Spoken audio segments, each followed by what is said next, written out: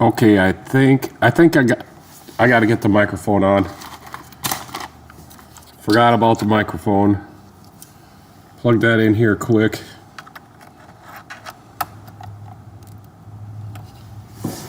Sure I'm going on the right one.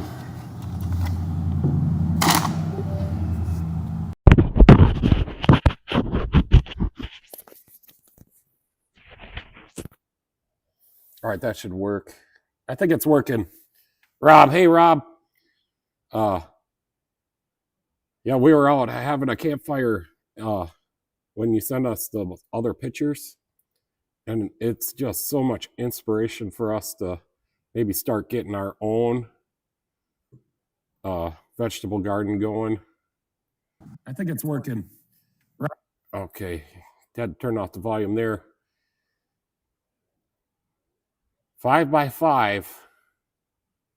Hey Leisure, how was your week? How's it been going? Yeah, I was just telling Rob. Rob sent me some pictures of his garden. He grows all kinds of stuff and he cans all that stuff. So it's very inspiring. Me and Michelle have been talking about it. Like maybe we can get something really small started up and going. Hey Michelle, how's the feed going? So I think we got the internet solved for right now. It's worth So Rob says it's worth it. I recommend starting small and learning as you go. Yeah, absolutely, because I know nothing about gardening. I think I tried to grow some tomatoes once, and I went to Burger King and got some seeds out of my Whopper.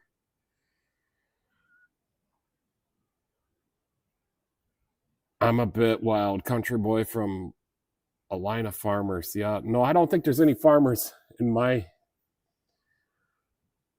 family. Livestock. My grandpa did livestock.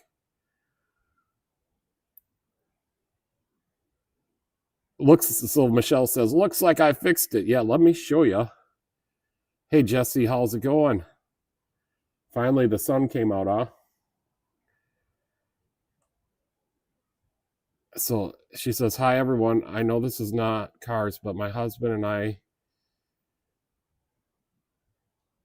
just celebrated our oh just I think she means just celebrated our 15th year anniversary. Congratulations, that's awesome.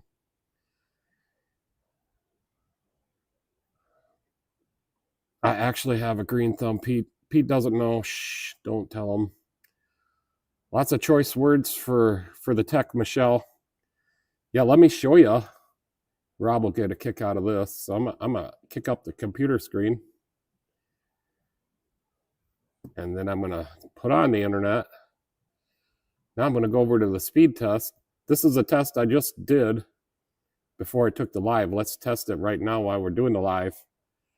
We're probably using some bandwidth, so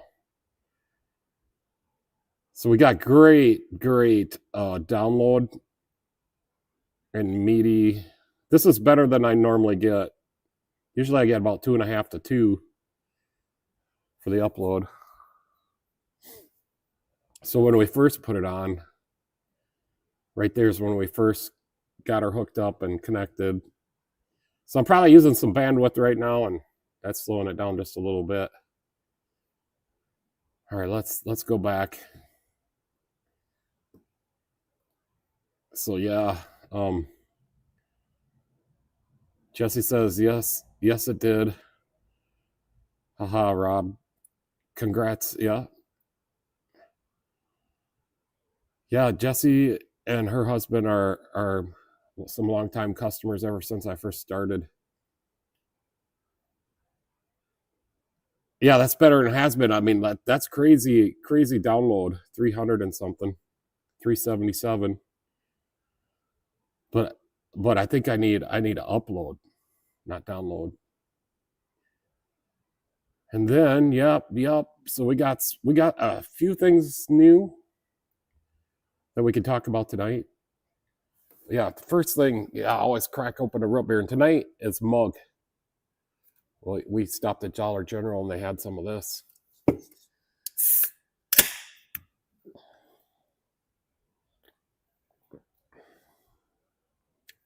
Yeah, pretty smooth. It doesn't have as much bite as the spring. What is it? The stuff that leaves the SG Spring Grove Soda Pop Root Beer, Spring Grove, Minnesota. Benny led us onto this. Benny's one of my customers too, and I did not hear if he got his fans working or not. I haven't heard from him. He said he was going to swing right over, but so far he hasn't. I haven't. I could call him. I have his number.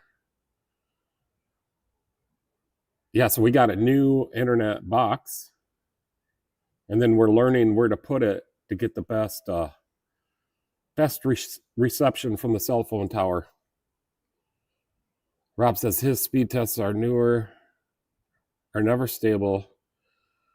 I think legit I have about 25 devices at it. Yeah, I don't know if I have that many, but I have a lot. No, I have like 4 or 5 here, and I have 4 or 5 at the house. Rob, going to pick up some strawberry sundaes. We'll make some jam. I like strawberries. After the blueberry jam, I'll share a care package. Yeah, if you do that, Rob, we're gonna kind of have some on the live feed or show it on the live feed. That's cool. That's very cool.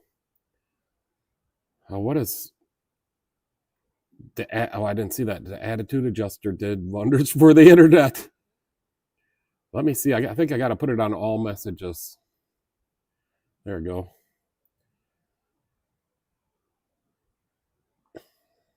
So I just don't know why I don't keep that setting. So yeah, I didn't get a video today. It was a couple trucks. One was a transmission job, and I always have that truck in here. I mean, it's been in here lately, but I had to flush the fluid on it. And then what else did I do? I had to change the filter, flush the fluid. We put some special fluid in it. I don't think I did anything. If anything, I think I made it worse. And then I had another truck come in, and they told me that had vibration, and it stopped vibrating when you let off. They never told me that the vibration was intermittent. So I didn't know what was going on, and it basically was just an inspection and a test drive, and I found out that it's a torque converter. It's a 2000, I have to look it up. I think it's 2018 F-150.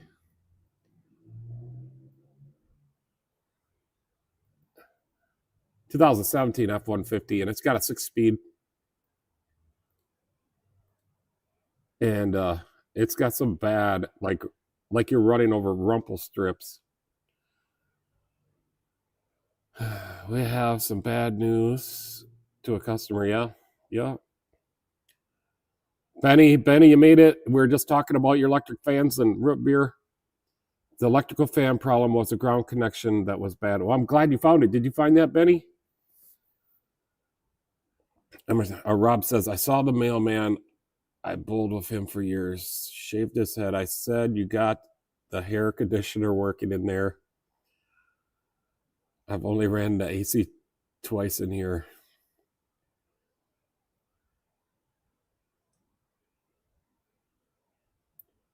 Yeah, so tonight, Benny, I'm trying some mug. I still got some Spring Grove stuff, but saving that. I think that's going to be like the start of the live feeds, just having a root beer.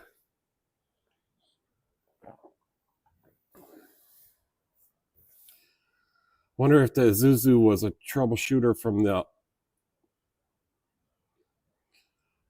Wonder if the Isuzu was troubleshooter from the other night. Yeah, I don't know if he's going to come back on. I told him I hope he does, so we can figure out a little bit more on it.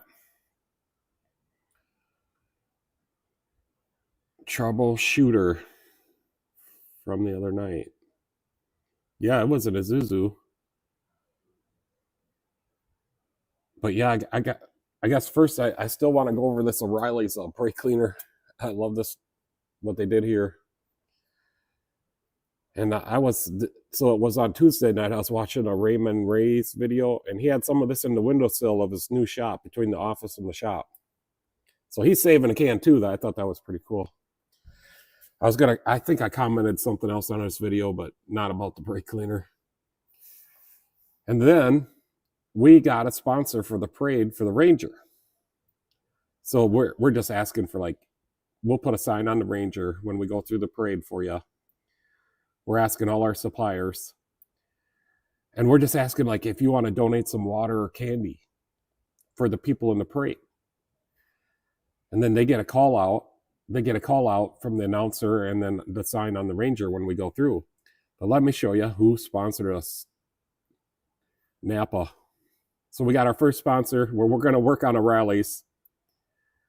We're going to try to get AutoZone and Johnston and Auto Value. We're going to get them all on there. It just takes one to get it started. And the guy at Napa, he thought that was so cool. I can't wait to show him the picture of the... Michelle helped me make this sign just before we got live. So I think that's going to be really cool. We still got to do the custom car graphics on the side. Rob says, I haven't seen any recommendations from him lately. Wonder if YouTube instubbed.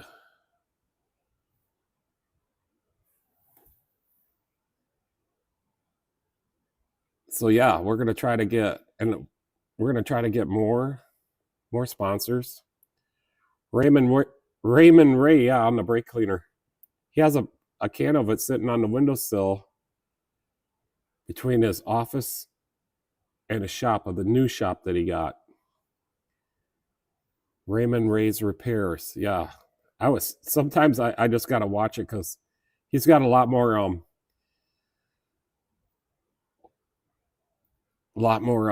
humor in his videos. Raleigh should donate some brake clean.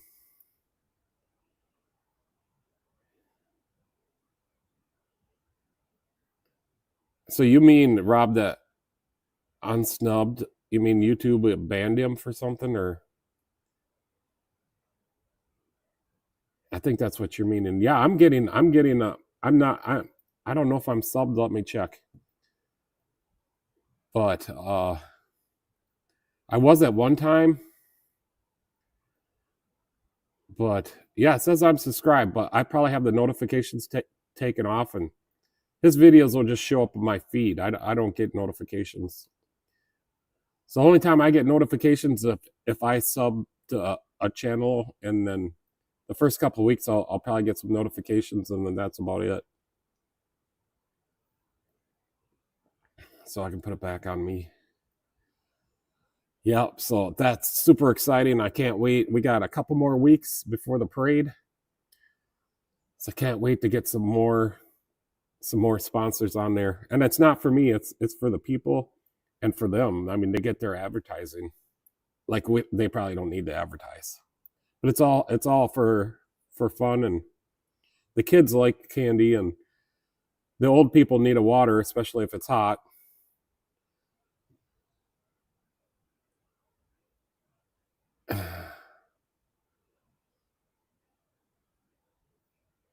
Yeah, Michelle says YouTube does funny things sometimes. So I think all the time. I only get, like, on my shorts, I only get like 600 views, and then it shuts it off. Like, it's skyrocketing straight up, and then it shuts it off. It's just the next hour is nothing.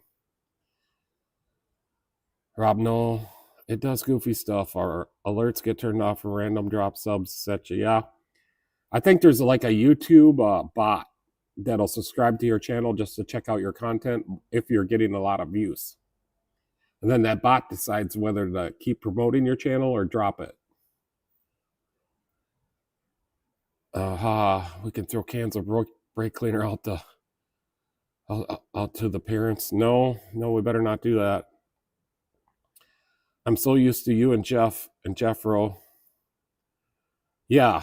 So I don't get. I'm subscribed to Jeffros and Jeffs.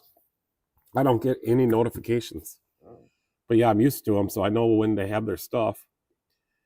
And Jeff has a video every day, so sometimes it's hard for me to watch them all. Michelle needs to pass them around town here. The kids that are mid-teens are off now. The COVID kids growing up now, 3 years of at-home school. Do you homeschool your kids, Rob? Benny just got back from Seattle, Alaska trip. Found great root beer called Diamond Knot. It's a local to the state of Washington. They do not ship nationally, and I could not bring any back. Yeah, that's a bummer. Yeah, ever since that one night, and then the root beer thing kind of took off, I kind of like it. So I crack a can open every live stream.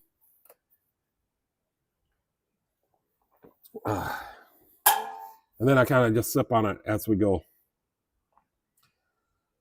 So the other news is I was looking for, my oil did go up. The Napa oil went up $1 a quart, and all the other ones kind of doubled almost. But we're doing good. I don't think we got to raise our oil changes very much, but I do tell the customers just in case. And then so I was looking for oil, and I found I needed some for my lawnmower, SAE 30. So let me put up the picture. So I got, you guys will never guess, there's 30 quarts here. It's STP and it's SAE 30.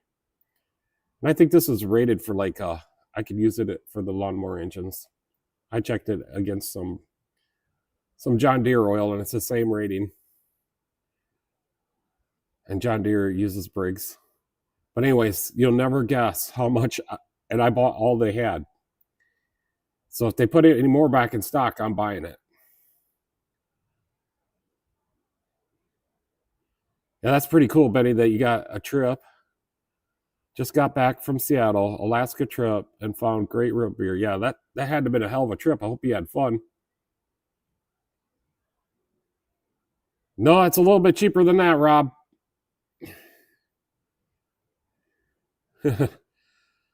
So I bought 6 quarts right away because I thought it was like they're not going to send it to me. And sure enough, they sent it to me the same day. AutoZone delivers pretty much anytime I call them, and they're from Austin. So I got my 6 quarts, and then I was telling Michelle about it, and I felt bad buying it, but I just think they're trying to get rid of it. It was 1 cent a quart, so there's 30 cents here.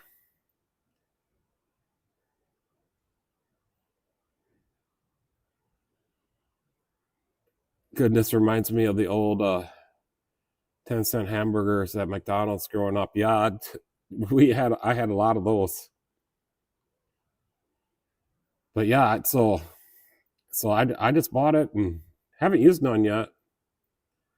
But I think I got plenty of stock for a long time. I didn't know if they were going to send me the other 24 quarts or not, because it took them a day. But they did end up sending it to me. So Benny says he's going to continue to try bringing some Diamond Knot root beer to Minnesota. Why, you going back out there again? Where was that at? You found some in Diamond Knot. It's local to the state of Washington. Yeah, so we bought them out for now, and I looked for other weights, and they're all up there. So they did not have any more for 1 cent a quart. But I thought it was a joke at first, or a misprint, and I didn't think they were going to send it to me. But they sure did. Walter Toolaholic, a friend of my dad's deals with Napa, and he did get the news the oil went up too. Yeah, so the Napa oil went up $1 a quart, and like if they sell like a Mobil 1 or something, or a different kind, I should just look, but it damn near doubled for the other stuff. Alicia says 1 cent, somebody's getting fired. I don't, maybe they just wanted to get rid of it. I hope if somebody's getting fired, I'll give it back. Or I'll pay a regular price for this stuff. Now the AutoZone has been really great to me. Like I order a box of TPMS sensors and they give me a free tool.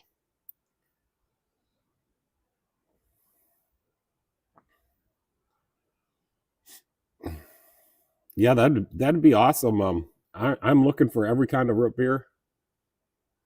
I like root beer too, and it's too bad that you couldn't bring them back. So we're at Dollar General, and they're selling plastic bottles of A&W for $2.50. So at Spring Valley for the Spring Grove stuff, it's $2 a bottle, and then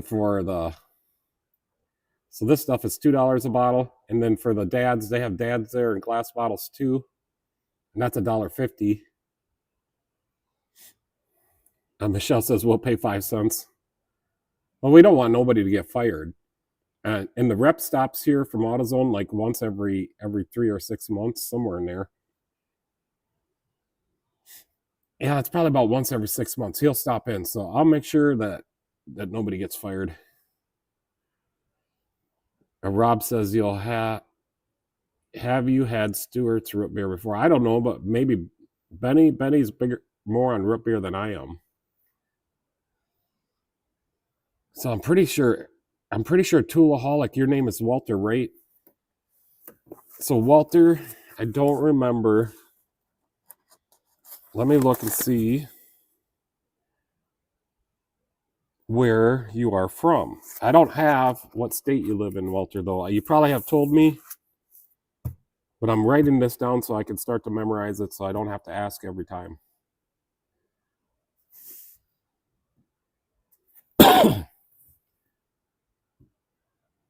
I don't think we have Rob.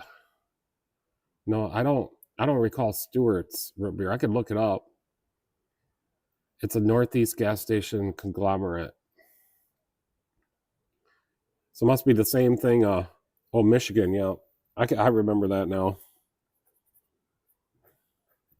Yeah, you come over to Jeffro's live feeds too.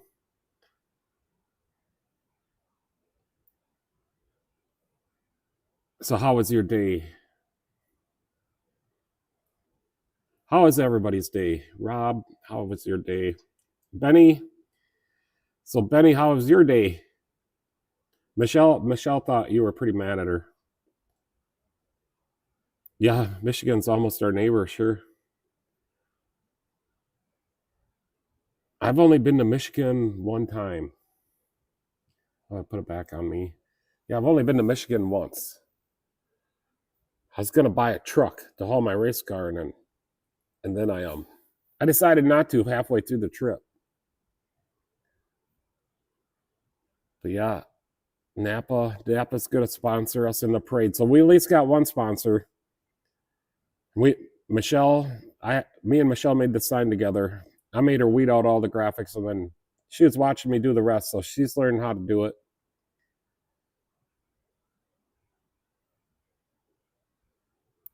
And yeah, so it's pretty easy to do these signs.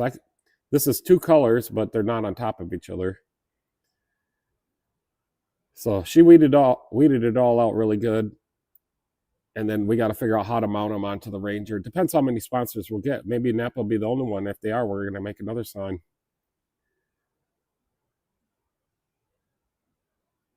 Michelle, I used to go fishing and exploring in UP, Michigan.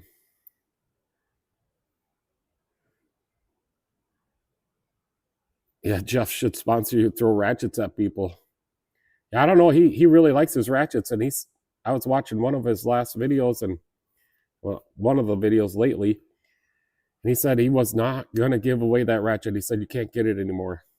Can't remember which ratchet it was. But yeah, I try to watch him and get in on his giveaways. I did win one time on his giveaways, and we're thinking of like on our anniversary, or the custom car anniversary's coming up here. Like maybe we'll do some kind of giveaway like once a year or something. But I don't know how to do it or make it legit so everybody has. I just Upper Peninsula. Yeah, I knew that. It's UP is short for Upper Peninsula. Yep. I won a 3/8 locking flex head Milwaukee from Jeff's. Yeah, it's harder. It was when he first started out, it was easier to win, but now he gets so many people. His videos have caught on, and his channel has skyrocketed. And he's such a nice guy. Even Michelle likes watching his videos. I know I do it. And then he did some reviews on one of his latest videos of some tools, and I'm glad he did it because I'm not going to buy them tools. Napa Carlisle ratchet. You want a Napa Carlisle ratchet, Leisure?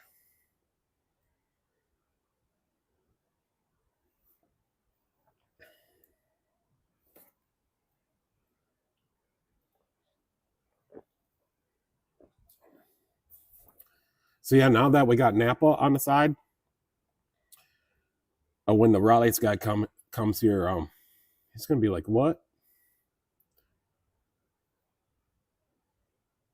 Yeah, he did say he keeps some of the tickets and reuses them. Leisure said his dad hunted in the Upper Peninsula. He's such a funny guy. No, I like his shop. I think the way he lives, and he can live in a shop. And I see he's got a house. I thought he lived in the shop, but it's set up pretty nicely. So it's a big basically it's a big man cave in there. Is what I like to do here too. I mean, I when I started out in my garage in 2021, that's what I wanted, is to do YouTube auto repair. I like the video Jeff showing the 8/8/16 combination wrench. Wouldn't that be 1/2 inch? Jeff won't give the Napa Carlisle ratchet away. Yeah, I got a Napa ratchet. I don't think it's a Carlisle, but I would never give that away. Jeff gives me a vibe of retired guy who has a great life and enjoys giving back. Yeah, that's exactly, I think, what he wants to do. And that's so awesome. Yeah. And he's grown his channel so much. I think he's really proud of that. And he's got a great following. And some of the tools he gives away, I would take them. I mean, they're awesome tools. They're just great. And he has a lot of tools. I'm not sure how he reaches up into sees what's in the top drawers of that toolbox. You'd have to get a ladder or something. Michelle says, not everyone lives in the shop like you do, Pete. I'm lucky I can get you to come home every night. Well, I'm gonna get my what do you call that thing? A futon? Little futon couch back working again so I can take a nap. If Jeff doesn't fix Gale's Honda, he'll be living in the shop. Yeah. I see he had the whole door off. Can't remember what he was doing. So yeah, I think Jeff likes his tools. Well, he's getting older, and he's there by himself. So sometimes it's hard to work on cars when you're older and by yourself, especially when you got a garage like that. You could just sit down. I know he's always thinking about his videos and what tools he wants to give away. Yeah, I guess I didn't know his wife's name. So Gale's Honda. Yeah, I seen they had the door off. Can't remember what he was doing. I'll have to. The thing of it with me, I'll watch a video, but I can't remember like certain details. Well, that's throughout my day. I don't remember certain details of certain things, especially if Michelle tells me something. I may not be quite listening, and I may not remember quite what she said. And then she reminds me of that all the time. So what else? I kind of got a list of what we're going to talk about. Yeah, so the Matco guy stopped in the other day and he said only 10%, because I told him about Jeffro's live feed and we were talking about Matco tools. And he said only 10% of his tools are made in China or overseas. I don't know if he is just telling me that to make me happy so I'd buy more tools, but it just seems like all the tools I buy from the Matco man are made in China.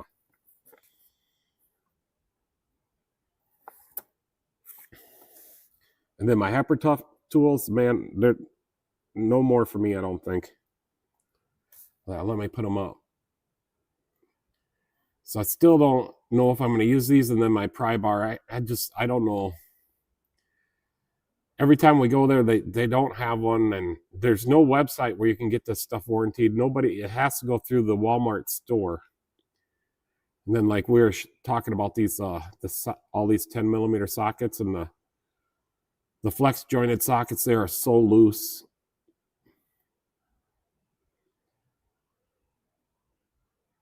But at least they're kind of gold anodized.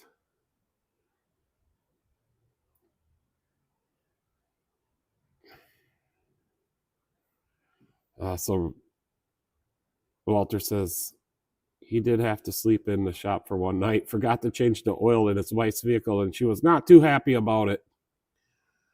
Well, he probably just, that was probably a vacation for him, and his shop is so nice. I'm still trying to put a decent road pack together for $100. Think I've got a good set. Yeah, I'm gonna have to do something for my Harley if I decide to keep it. So that's why James has his road pack, and they're all American sizes, because Harleys are American, or SAE, or whatever. Pete has no problem telling people what he thinks. Yeah, I'm honest with people. Benny says, I ice fish perch on the lake.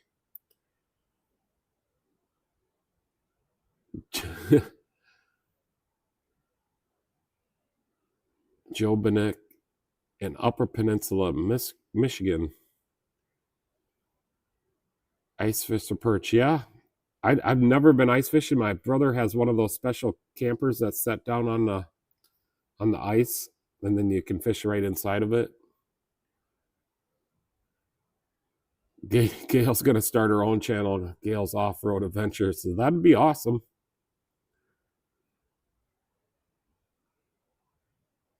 Because like I see on Raymond Ray's channel, his wife has her own channel, and then on Buff, Kim has her own channel.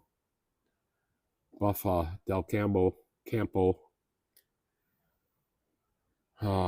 Rob says, I'm trying a new Tecton screwdriver, so I'm so bummed they aren't making a square handles anymore.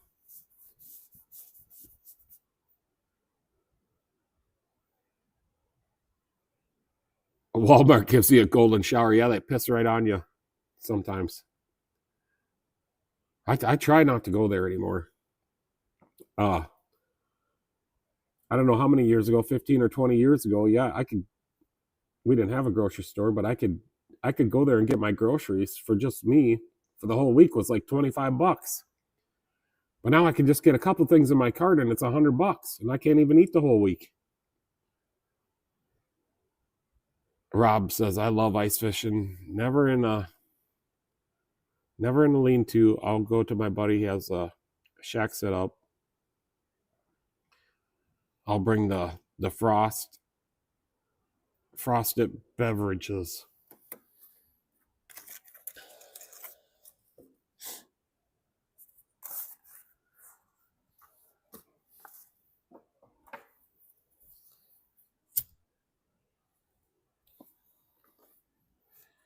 Yeah, I don't know. I should probably relax. I'm at least want to go fishing when we on our way down to Florida, but that's going to be hard because I have to get a license in every state we go through.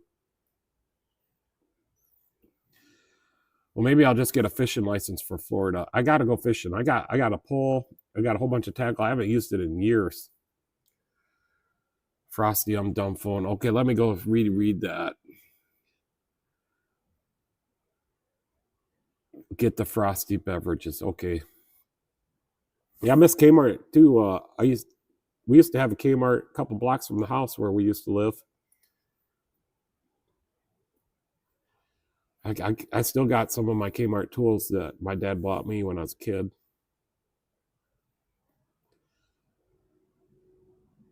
Pete's brother has a nice ice house. Yeah, I can't remember what is the name of that. Is it Ice House Camper? Is that what it is?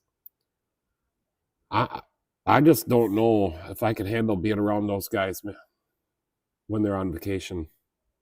especially in the winter. Where would you go? You only have the ice house camper to go in. I mean, you'll have to be there all the time. I get cold easily. I mean, I can stand cold for a while, but then once the cold sets in, I get cold and I gotta be warm back up.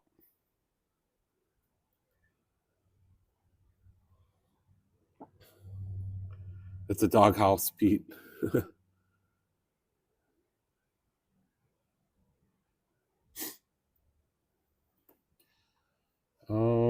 Yeah, here's the CRV. A little bit bigger pictures for you guys. Yeah, I kind of messed up on taking pictures. I'm not used to getting pictures for the live feeds or streams.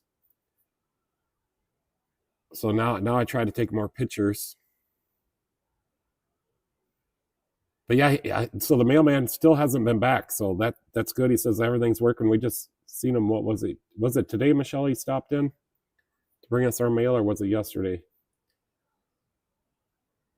Most of the time, some of the times the packages can't fit in my mailbox, so he'll bring them in. And I think he had to pick up an Amazon return. And they sent me the wrong heater control for an old Dodge pickup. But I was able to take the old one apart and fix it for the guy. And then the car was unsafe to drive, and I told him, I said, if I would have seen all that stuff before you told me what was wrong, I wouldn't have worked on it. So I told him not to bring it back.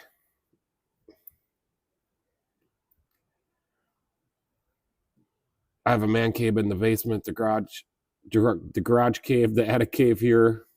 Wife can't win. LOL, attic cave. It's 3D printing. Basement is lures, garage is cars and tools. Well, you got a lot of hobbies going on there, Rob. You might even have one outside in the garden, huh? That too. So you got 4. Make the mailman go postal decal. Yeah, something. That's a good idea. I mean, he spent a lot of money at my shop. I'm just glad that he hasn't had to come back for the last like almost 2 weeks now. I'm so happy for him, and run that car hard. Just keep the oil changed and keep the tires on it and brakes in it. So I'm glad it's working out for at least. He was at my shop every week, but I think we got him fixed up pretty good. But the one that he hit the deer with, we just finally got all the service engine, check engine lights off. That was the last time it was here before it hit the deer. Like, I got everything fixed on it. Everything works perfectly. He had a couple bad oxygen sensors and some other stuff. And then he hit the deer. Yeah, we need to make a mailman decal for sure.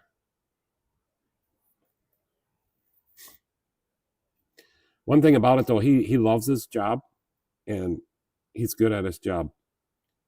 And he doesn't give up.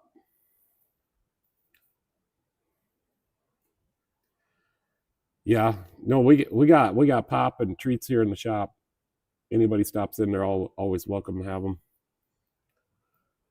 And we're going to give out water, and we're going to try to get some better candy for the kids. See how many sponsors we get for the Ranger. That's going to be pretty cool. I'm not looking forward to driving in the parade though. That takes like an hour to go through it. To drive through it, you got to get there.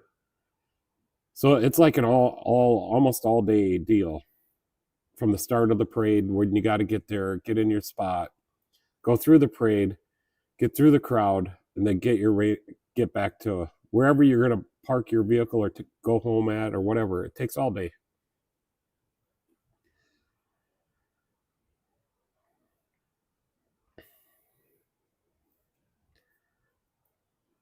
I did tell him that he could go on payments. He could just pay me something every month. But he said he didn't need to do that.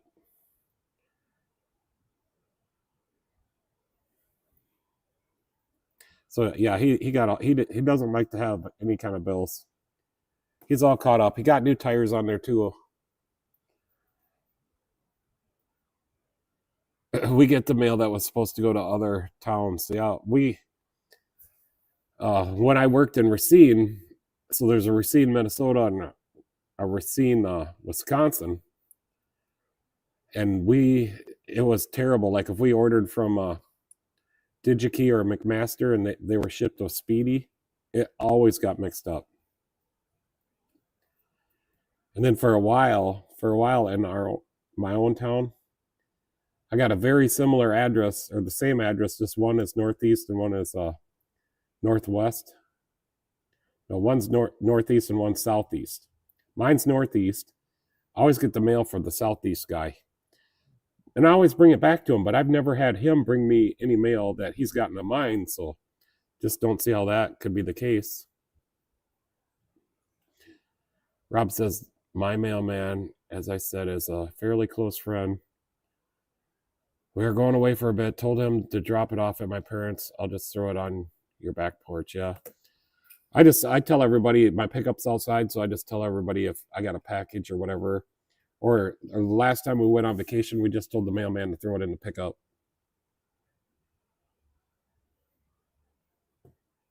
So yeah, I don't lock my pickup. Maybe I should, but most of the time the battery's dead. So I got the battery super old in there. I got a snowplow on it and all kinds of stuff. So got a new battery sitting out in one of the other trucks I bought. I'm gonna pull it for scrap. I'm gonna pull that battery out and put it in my pickup. I'm just waiting, trying to get all the life out of the battery. As long as you drive it every couple days, it's fine. But if you let it, it's got a draw. It has to have a draw. It does have a draw. I ain't had the time to figure it out. It's probably something with the Android radio I put in there. I'm gonna check on the internet again. Now let's go check on the internet.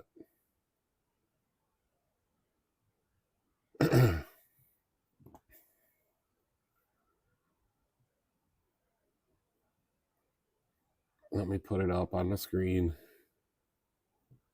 So that's what you guys. That's what I look at, and it's like pointed off to the left a little bit. I don't know why it's not centered, but that's just the way it is. So now I'm just going to click on the internet, test again. Yeah, I get great download. That's like the best I've ever had. Yes, it's slacking a little bit right now, but that's enough to do a live stream.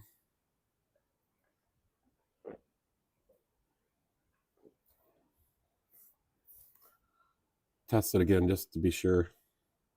Yeah, see there, it skipped the test a little bit.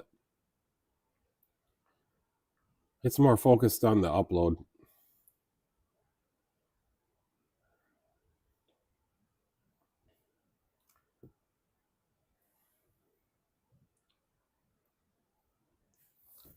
So yeah, we've been scheduling just perfect. We're out to, how far out are we, Michelle?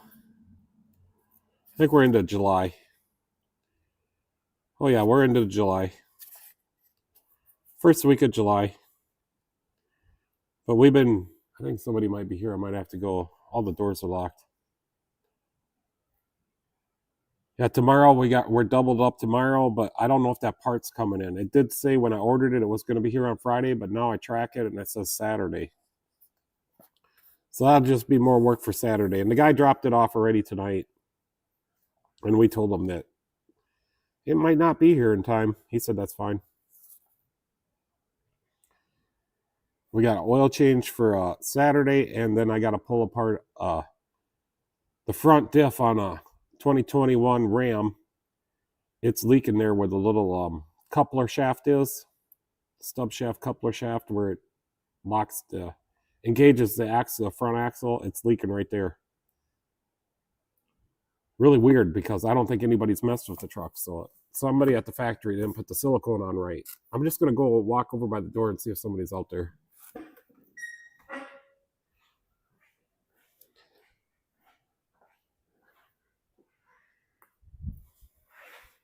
No, I don't see anybody. So it must be the neighbors. Then my chair is holding up really good and I like it. Can't sleep in it, but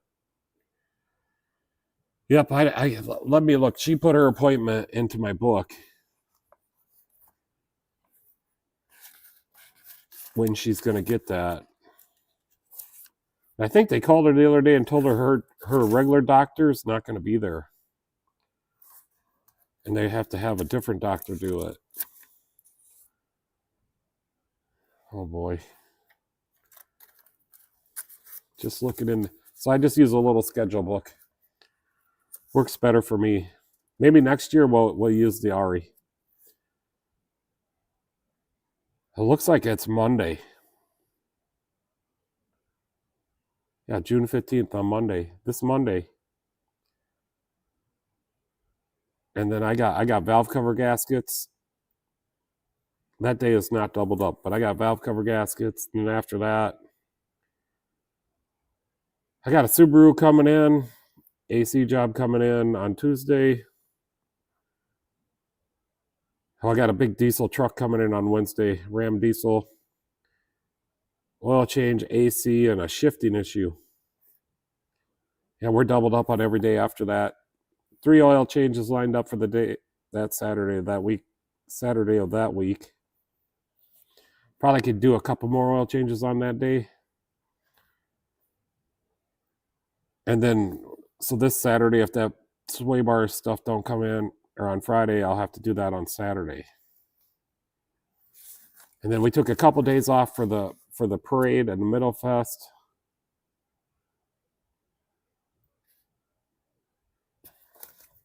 So yeah, we're good, and I think I'm just about 2 invoices a day so far for this month. Let me check. And we got 22 invoices, so we're right on, and that's counting every day. So, and we don't work on Sundays.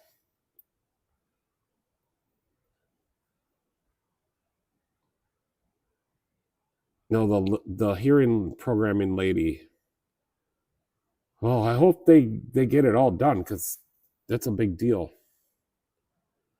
Michelle's very, very excited to get that all working. It'll be okay. My surgeon will be there, and another technician for the device will be there. Well, that's probably all you need. And if they can't handle it, you just tell them you're going to have me come over. So yeah, I think the internet's hanging in there, and I did figure out how to make it into high definition for you guys. It does say using the DroidCam app, but you got to pay to get rid of that. So it doesn't bother me, so whatever. What else could we talk about? I have a list. I think I already said that. Oh yeah, I cleaned up in the back of the shop a little bit. We can go back there in a little bit. I got a lot of oil. I need some more shelves to put all this oil on.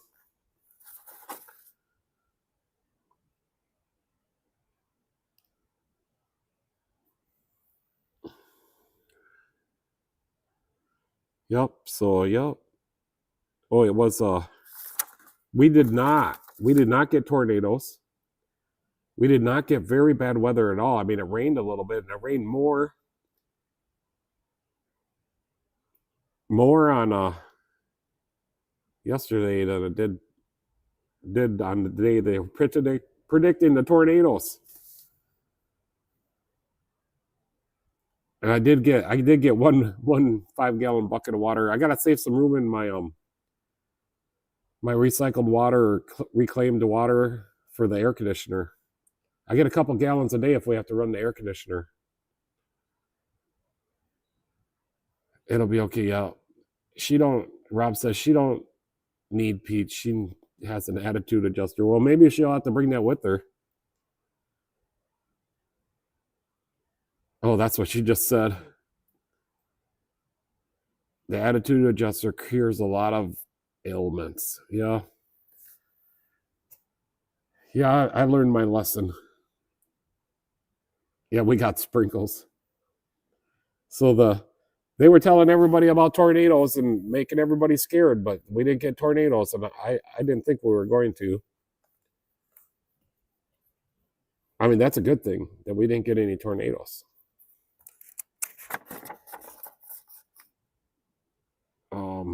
Yeah, so tools, we already talked about the Hyper Tough, but I thought we could talk about my flashlights, what you guys use.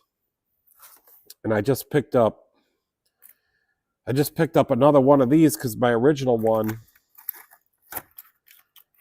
went bad.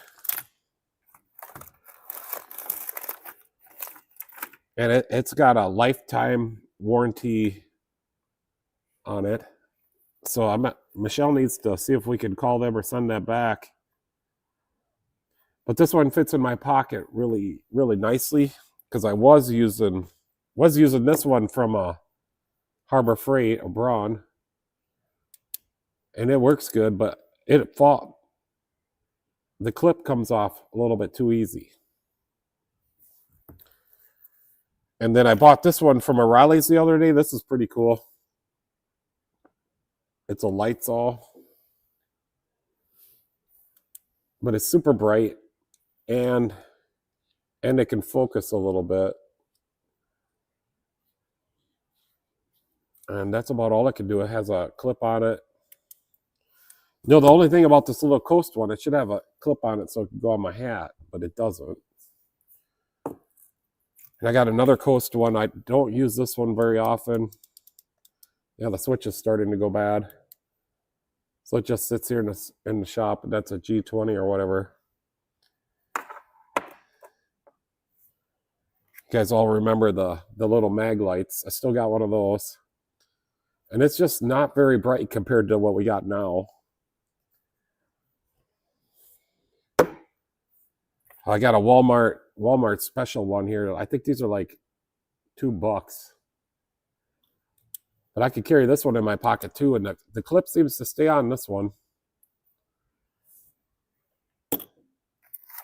Oh yeah, the Hyper Tough. Yeah, so we were talking about, this is the only Hyper Tough tool so far. And I don't use it very much, but it seems like it's a good tool.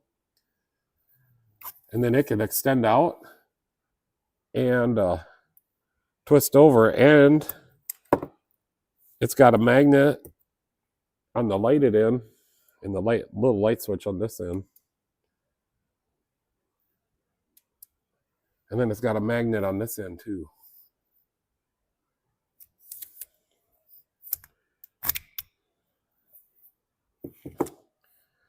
On my very first flashlight, if we open my very first LED flashlight, and if we open it, it's got the date on it when I bought it. July 4th of 2003. And it still works. It's been dropped and cracked a little bit, but... And this one, you got to turn it just right for the power leads inside to line up. It's probably why I quit using it. And then I got one of these cheapies on Amazon. And it can slide in and out. It can focus really good. But I can't keep this in my pocket. I got one of these, but the switch has gone bad on it. But I used to use this all the time, like looking through places. It's either that or the battery's bad. Something's wrong with it. It's not working. I should look into seeing why this one don't work. It's so handy. And it's not very bright, but it's so handy.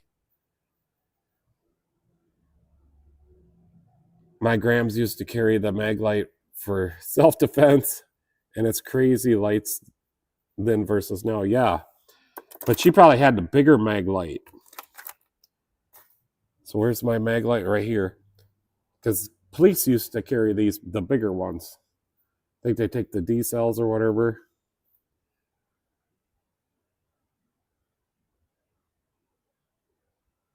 And then Rob says, get some Genco pants. You can fit the entire cool toolkit in your pocket. Yeah, I got my knife. I got my keys. I got like a little clip. So I got one of these clips, and then I got my knife, and then I carry this flashlight, and that's about all I need, and my keys.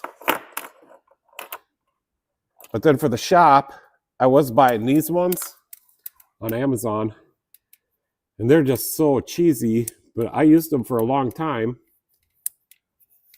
Now this is just one that's survived, but I don't use these anymore.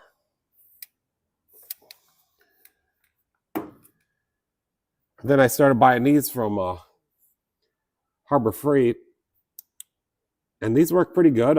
I have to have like 4 or 5 of them during the day because they'll go dead. But yeah, the batteries on these will come out. Whoops. And they got, so it's that one, and then the end. Oh yeah, so that one, and then the end. And then these have the 18, what is it, an 18650 battery? 18650 battery. So you could, if you got batteries or laying around, and these are like the same things that are in your drill pack. And if you got a drill battery that goes bad and you can't revive it, I always cut the good cells out of it. And they'll fit in here. And then lately we've been buying these more sleeker Icon ones. So this is a Braun. I got how many of these? 1, 2, 3, 4, 5, 6. So I got 6 of these in the shop. I have 3 of these, but Michelle took one of them. And these remember the last setting you're on. So the last setting I was on was the little light. And then they got a charge indicator over here on the side. And then, but they only fold one way. Right? This one will go both ways. Yeah, this one goes both ways. And it's kind of got a joint there, so you can go like that.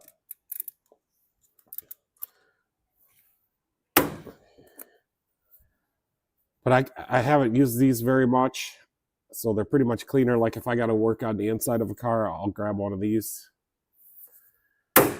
And then the other day, a buddy of mine stopped in and said, I got to get one of these lights, and it's from Napa. It was fairly expensive, but I use it. It has its places. It's got a magnet right here. It's got a hook on it, so yeah, like an old treble light hook.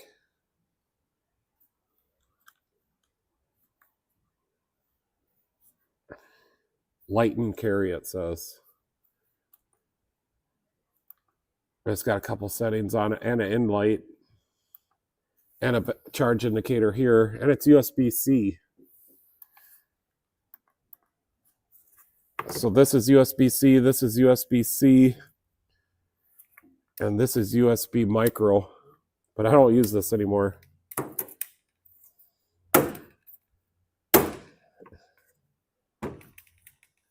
I see the comments. Yeah, the 3XD batteries. Yeah, that's the one you can use for self-defense. I never got one.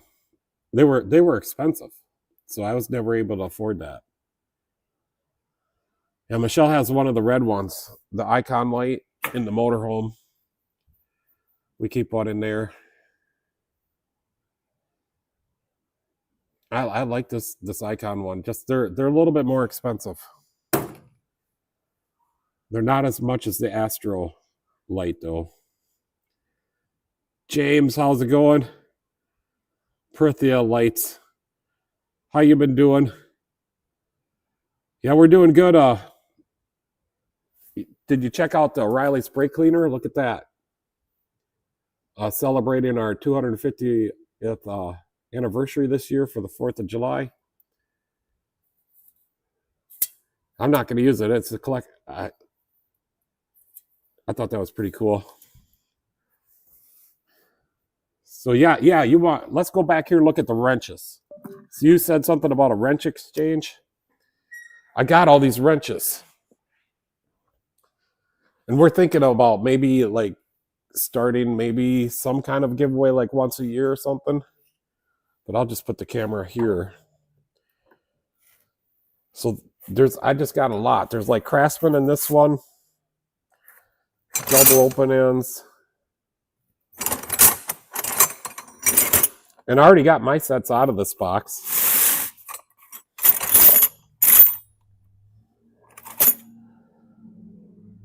But that's just a straight V. I was just looking for some older ones. It's a V.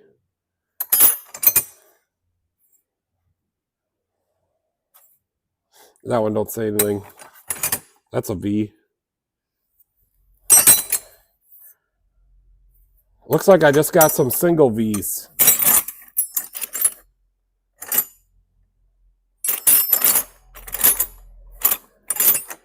All right, that's that box. So check out, I ran across this one, so it's a Craftsman.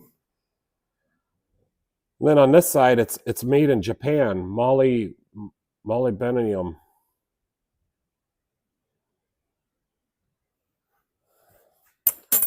So yeah, there's this box. There's other ones in here. Made in the USA, Armstrong. This one's bent. Yeah, here's another one of those Japanese ones. Craftsman. I don't know if that could be real. Then some double box ends. I'm gonna have to slide this down. Now these ones aren't necessarily Craftsman in this box. Electrolyte.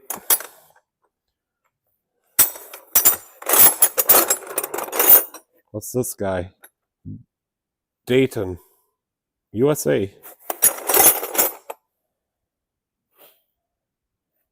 I can't read what this kind is, but it's USA. I see that. It's just made in USA. There's Select. It's a Select. This is kind of a cool one.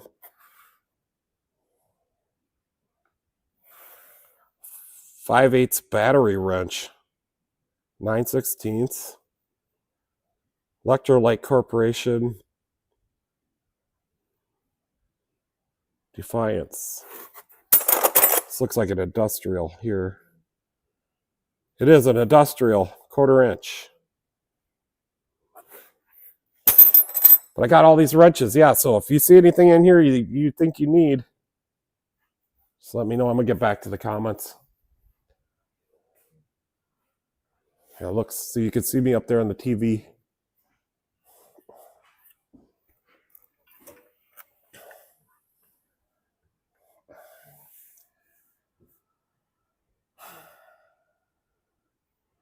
So James says these ran across a couple of Japanese Craftsmen. Cool vintage wrenches. Yeah, he's got so many of them. Armstrong used to make Makos wrenches. Really, that's cool. I don't know if I'll ever remember that. I should probably take a note. Get all these flashlights out of my way.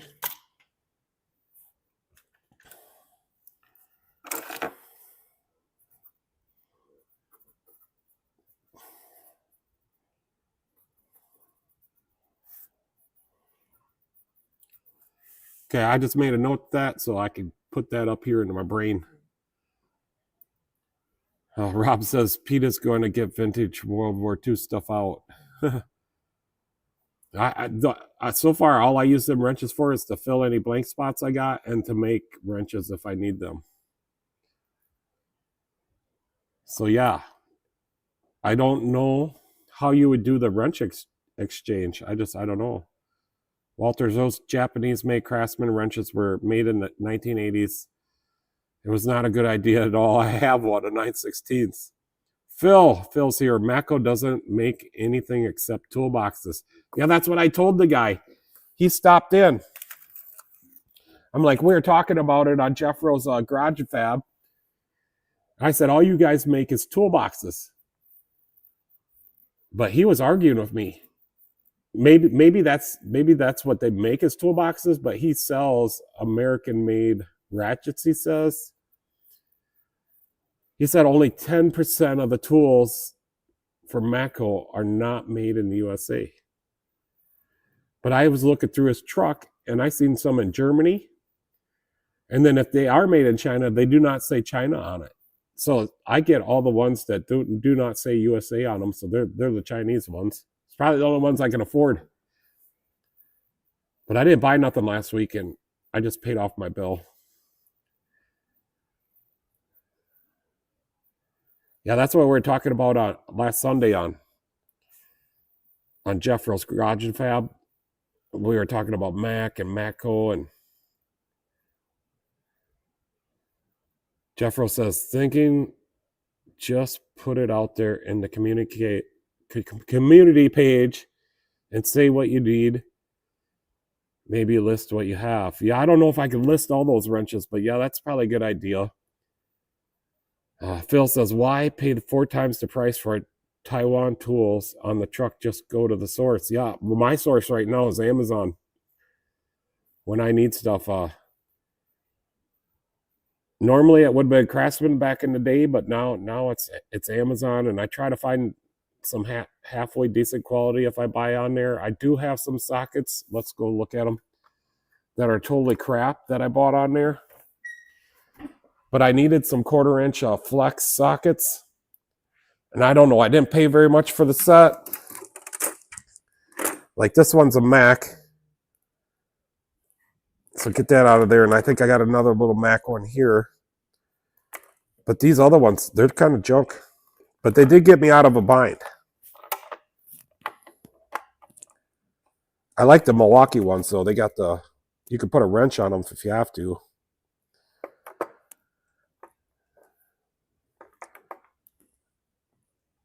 Craftsman. It's an H. I used to have one of these that, yeah, this one's got the little driver in the end. Oh, my little favorite ratchet, where's that at? This guy. Titan. Got that from O'Reilly's. Just a little palm ratchet.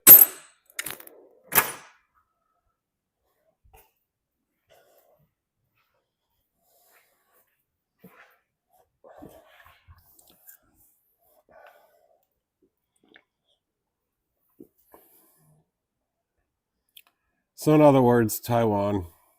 Home Depot. So Rob says Home Depot has the 1/4 inch, 3/8, 1/2 inch sets combined for like $450 today. Leisure says the parts are globally sourced from Apex. For the Matco, small but mighty. Yeah, I love that little one. It comes in really handy, like especially if I'm doing like a HVAC actuator and I gotta reach way up there. Yeah, Amazon or eBay. I get like all my American made, like if I'm missing a Craftsman or need a Craftsman or a Mac, an American made Mac, I will go right to eBay.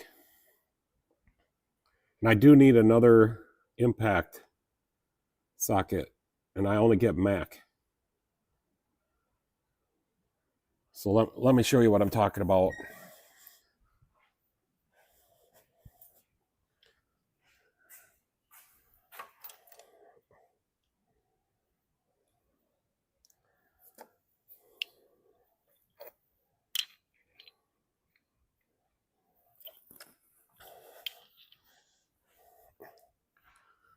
So these are the only ones that'll last. So these Mac, made in the USA. It says Mac USA right on it. It's hard to see. Yeah, right there. This is an 18 3/8 drive. I just used this one today I took off a Ford dry shaft on an F-150 to check his U-joints. But it's a Mac. I just adapted up to the 1/2 inch drive impact and it'll pull them dry shaft bolts right out of there. And then I got 15 millimeter But I need a 13. I don't have a whole set of these. I got a 9/16. But them are the only ones that hold up. The Snap-on ones, they'll break. All the other cheap ones, they'll break. Apex makes gear wrench repair kits for the Matco ratchets. Gear wrench ratchets, I always thought sucked. Yeah, I got some gear wrench ratchets back there, and I don't like them. I bought them off one of the other tool trucks that used to stop here. It's called Pro Tools. They're in Florida now, but they're not selling tools. They're into jewelry. But they had a couple gear wrench ratchets on the truck for like $30, and I bought them, but they really are not the greatest. Now my gear wrench ratchet wrenches and stuff like that, I like those.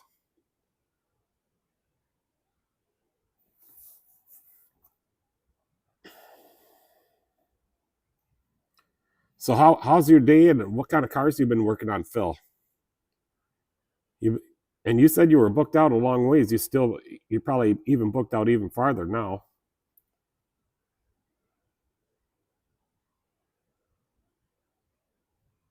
I'm gonna go grab them gear wrench ratchets.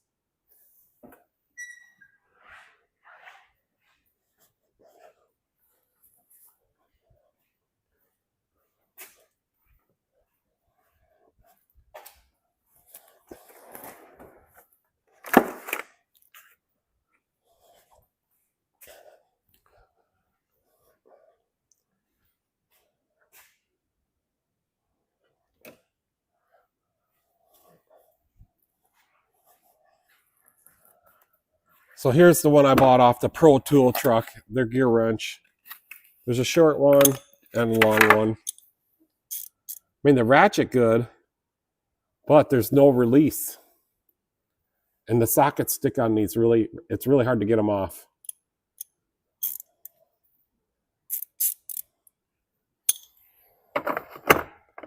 But these guys here, these gear wrench 120 XPs,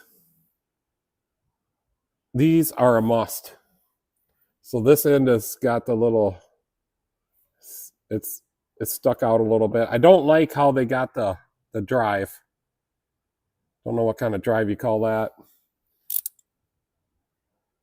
But yeah, these are a must in the shop. I use these every day, all the time.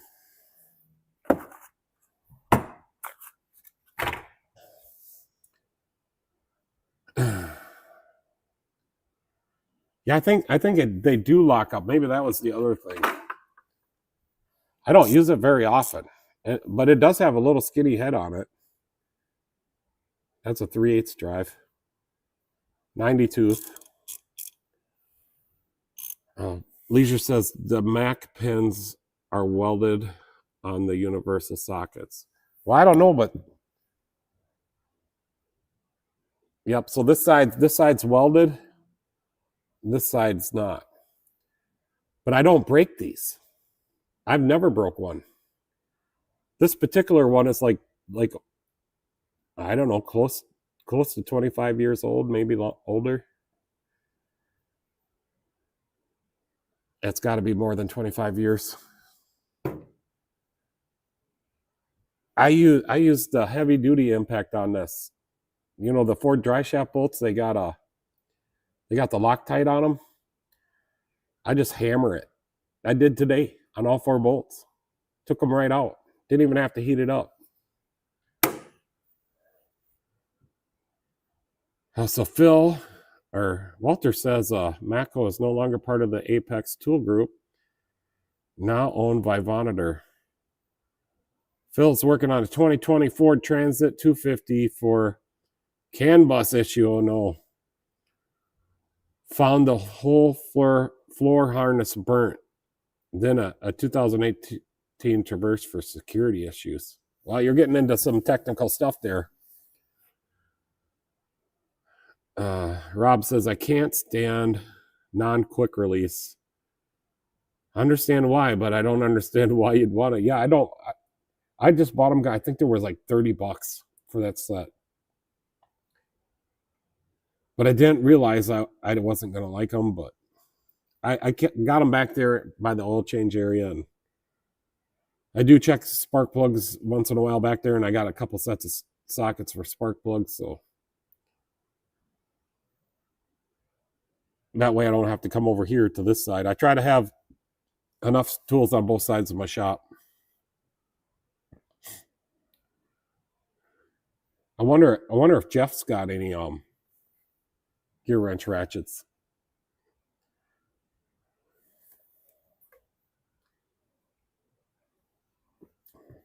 So I did look into getting some poker chips, James, for my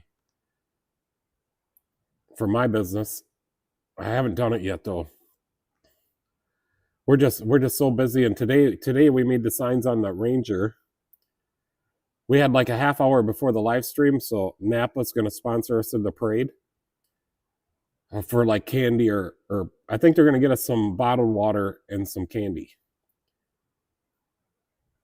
So yeah, the parade's coming up in a couple weeks, and we just thought we're going to try to get all our auto parts suppliers on here. I don't know if the dealers will do it, but we're going to try to get Napa, O'Reilly's, Johnston, and Auto Value. Is there any more that I'm missing? I'm probably missing somebody.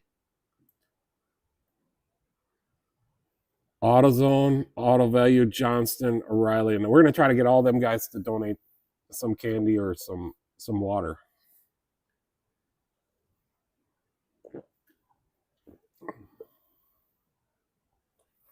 But we picked up Napa today, so that was great. It only takes one to get it started. Once my reps start coming in here, and they'll be like, "What's that all about?"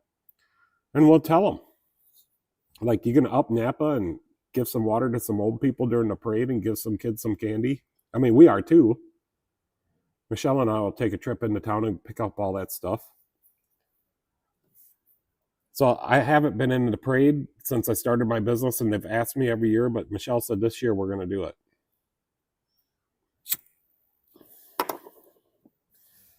So let me pull something up here. Here we go. I'm pulling this up for you guys.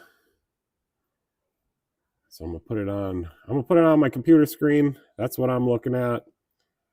Click over here to the internet. So this is Jeff Rose Garage Fab, and he has a live feed every Sunday night at 6:30 Central.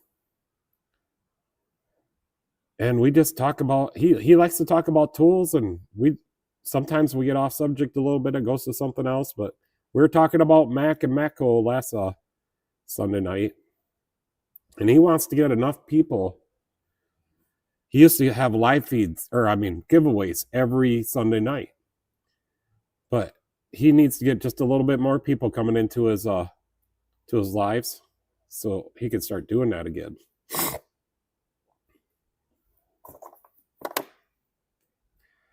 And then he does long videos and short videos. Yep, it's all tools. Look at that. And then here's his community page, which he said that we should do the wrench exchange. I got a few wrenches I can exchange, but it's would be hard to know what somebody needed.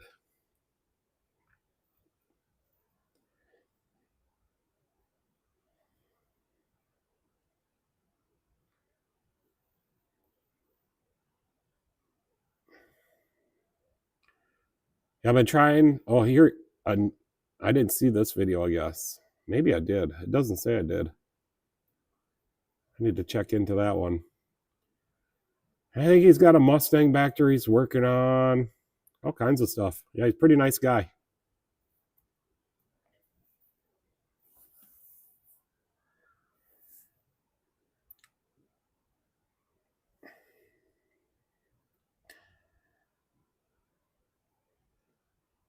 Yeah, we just got our internet working. Look at this speed test. Which one is it? This one? Not this one. This was before we got the new box. This was right when we got the new box. And then this was just a little bit ago.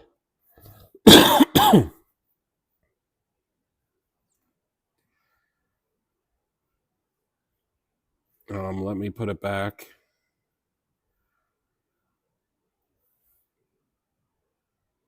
Yeah, so we need to get Jeff Rose some more people on his live stream. Better fire up to 79. Yeah, you want to see the 79? There's my van. Actually, I've been driving the Ranger the last couple days, but the Polaris Ranger, but I got the car trailer hooked onto the van because we cleaned up the lot. It's all organized, cleaned, and we graded the lot. I don't have any pictures. But that's my van. I can daily drive it.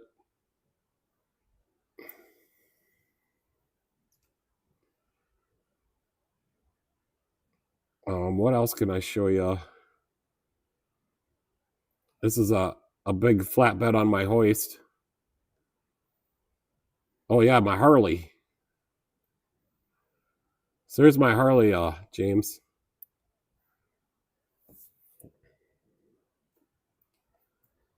Oh, I'd love to put the van in the parade when it's the A-team van. So what I'm going to do to the van, got to find it here.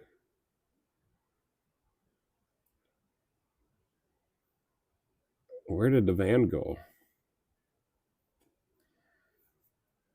Yeah. I also thought about like getting big LED signs for it.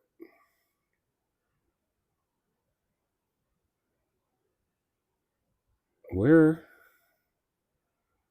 the A-team van?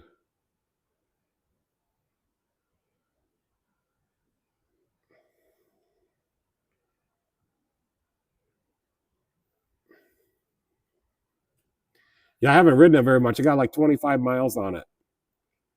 It does have an oil filter. It's right in the front where you said it was. But it was leaking so much oil before that the oil is nice and clean in it. Maybe I should just change the filter.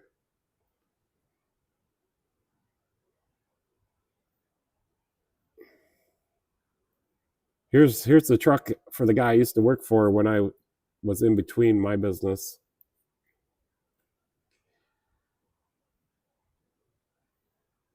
Yeah, I'm just not a Harley guy, so I don't have any chaps or anything.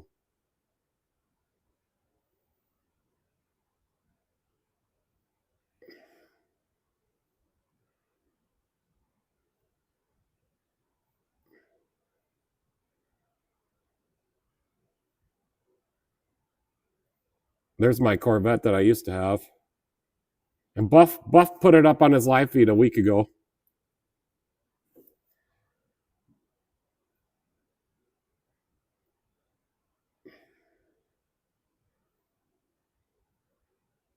Oh boy, I just can't find where my A-team van is.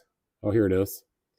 So that's what I'm going to turn my van into, and then I'm going to pull my race car on the back of that on an open trailer, and I'm changing the color of the race car to orange like this with a Confederate flag on top and O1. So I'll show you a picture of the race car.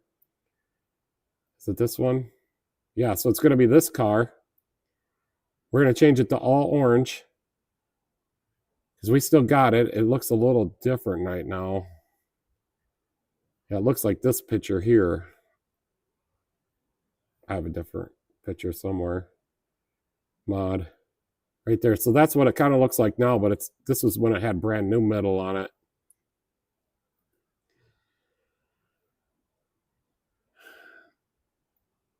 Yeah, he had them rims powder coated that color. I don't know why.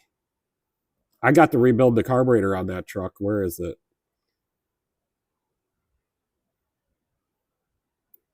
So that's about all I did. They lowered it, and I did the carburetor. They had it buffed out and clear coated. Yeah, this truck. And to get them little center caps out of the wheels, man, we had to come up with some special tools so we didn't chip the powder coat. I think I was in on that part of it.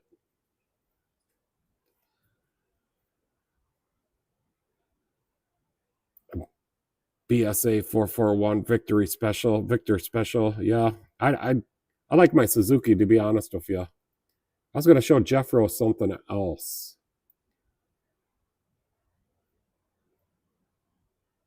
So yeah, my Hyper Tough tools. There's my pry bar, James. That's not that hammer cap is not part of the pry bar, and this happened not from hitting it with a hammer, but it fell on the floor when I was using it. Probably about 4 feet. Fell down and broke in half, and I can't get it warranted. Walmart, you have to warranty these at Walmart.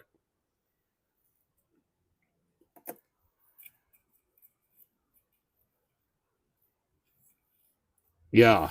Yeah, I'm going to change the race car. Oh, yeah, I was going to show you Michelle because Michelle don't always come on here. So people don't know.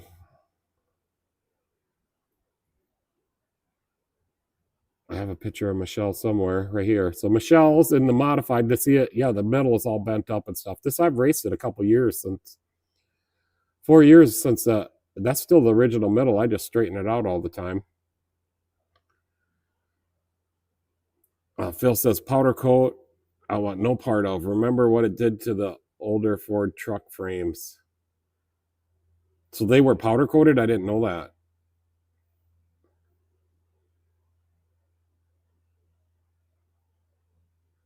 Yeah, on the pry bar, the Walmart one, and they say there's no place to call. There's no website for HyperTough. They need a receipt if you're going to take it back, and when we went there, they just didn't know how to warranty tools. And I think on the box it does, the pry bar, it says USA made. Yes, they say USA on them. Mine are kind of wore off, but if you went to Walmart and got them, they say made in the USA right on them. That's why I bought them. And that's a pretty big pry bar. I bought another one and it hasn't broke yet, but I don't hammer on it. I don't try to drop it either.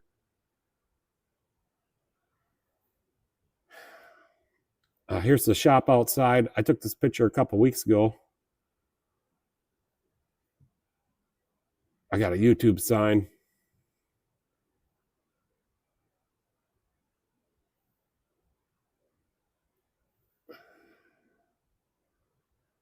Yeah, this decal, this is on the back of that Corvette, and I sold enough of these decals to pay for that Corvette. You could buy 2 of them for $5.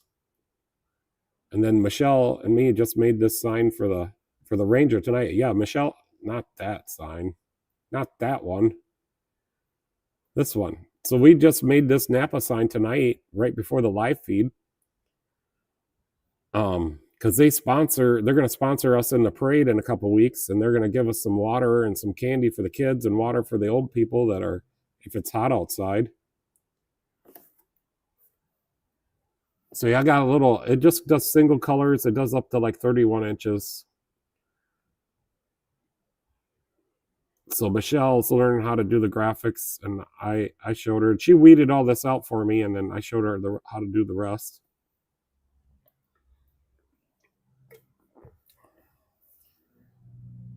Did a state trooper car the other day. I put a radiator in it, changed the oil on it. Where's the other picture? I got to move this picture over. So there it is outside the shop. I got to drive it too.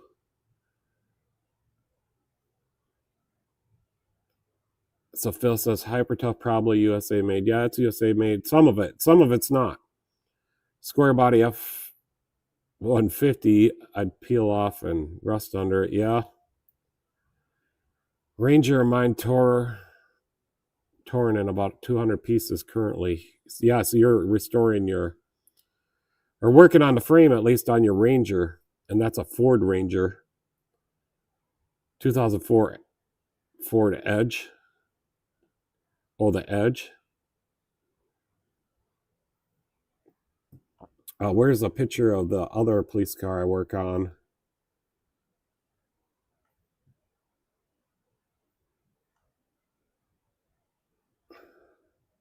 So some of the pictures I did not get changed over. Like, see, these are for the live feeds on Tuesday night. That's a truck I used to work on or had for to haul my race car. Yeah, right here, this picture.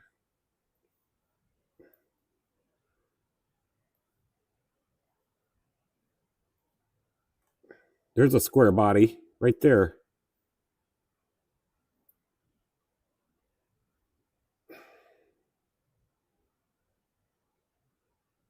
Here's my lawnmower. I'm just trying to find the other picture.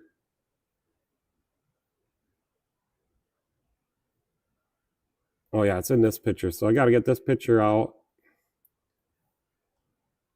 and then bring this picture in. This is the other squad car I work on. We actually got two of these, an older one and a newer one that I work on. The older one, they ripped the motor mount, the engine mount out. I had to put that in. Yeah. Well, I don't know. That was JD we were talking about. He said it was going to be a hell of a job. It was learning, but now I learned how to do it, and I can do it. I could probably do it in 2 hours.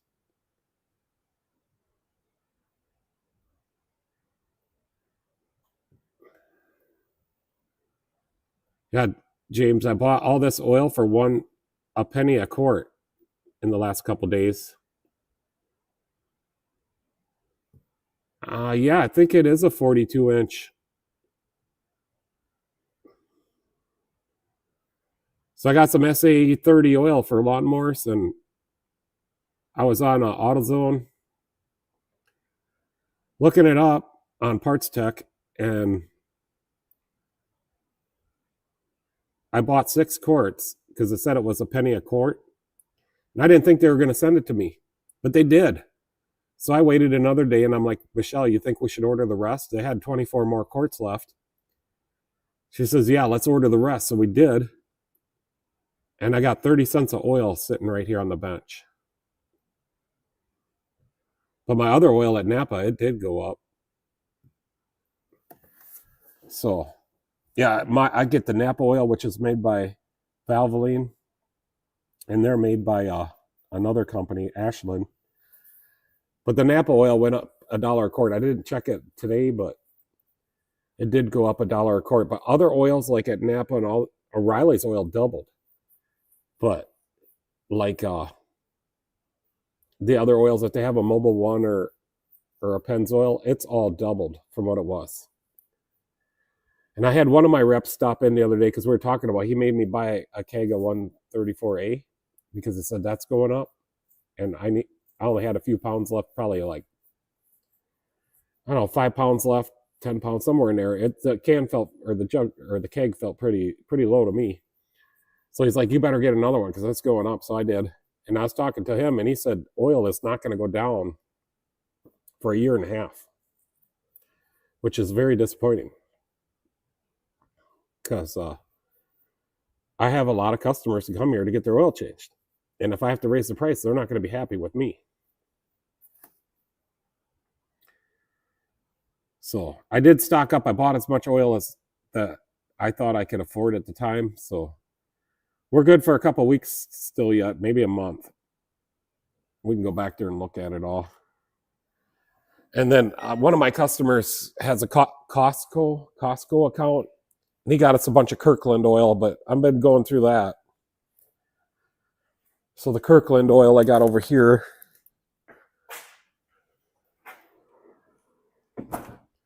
And then some Napa down there.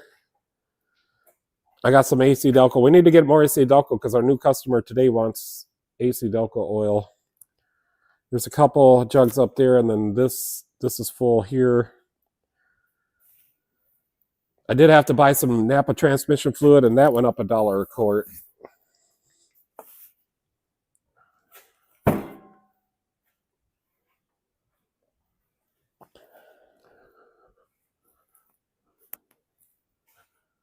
But yeah, all my STP oil. Leisure said somebody's going to get fired. I hope not. If that's the case, I'll send it back. I don't want anybody to get fired.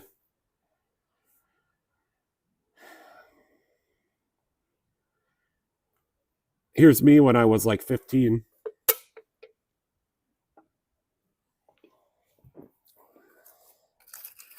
That's my 61 International C10-1 pickup.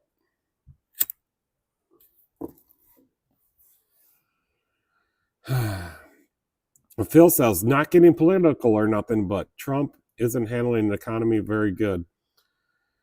Prices hasn't said they go down like things are actually going up. Yeah, I know he did promise that, but he was basing it off his first term. And I don't think he really wanted to get into this war. Michelle says, I'm sure everything. Oh, she's talking about the AutoZone people. Yeah, they're really good people.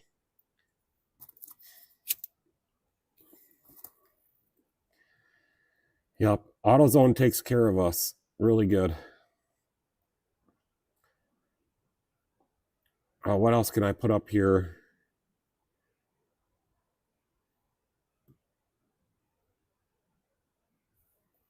There's my Grand Am. I want that car back. That's when I used to work at the car lot.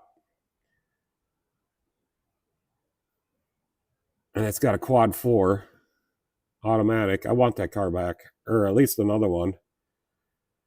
So a quad 4 is like dual overhead cam engine. When they first came out, people were like, what is this?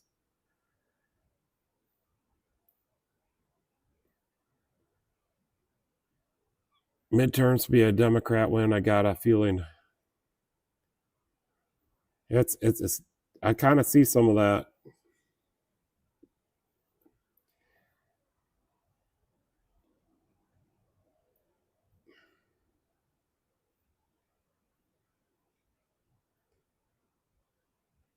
Oh, here's a solar bike I made. It's got a little electric bike, not solar bike. I call it a solar bike, but it's just a little electric bike I made. I don't have it anymore.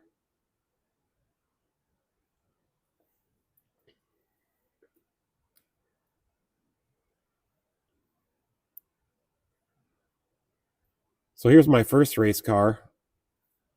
And it's a pure stock. This has a 305 in it. I want to race with that car. Never want to race with this car. That's my second, and that's a street stock.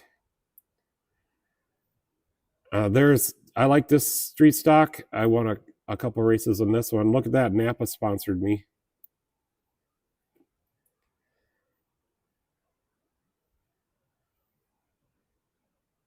Michelle says she's going to be back in a few minutes.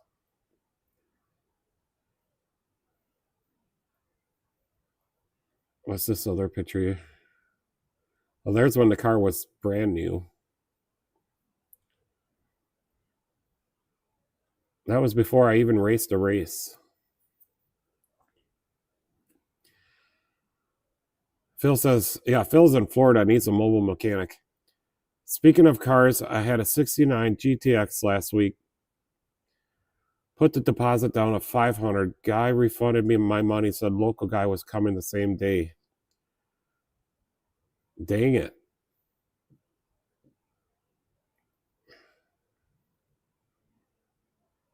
That would have been a great car to have. Was it in good shape? Was it running? Whoops, I didn't mean to put that picture up, but it just came up. I can't remember what I was trying to find. I got like over 100 pictures on here. Here's a shop I used to work in. I'm standing on the back of an excavator. Huge shop. That's a combine in the back. I think that's a Chevy pickup right behind the combine. And then there's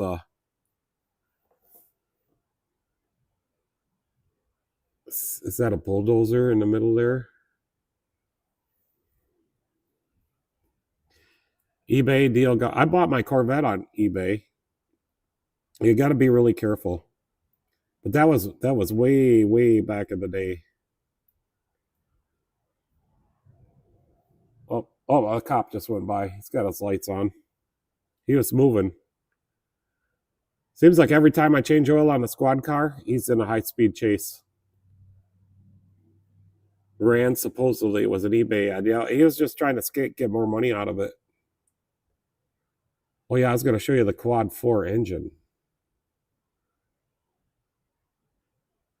Where the heck did it go?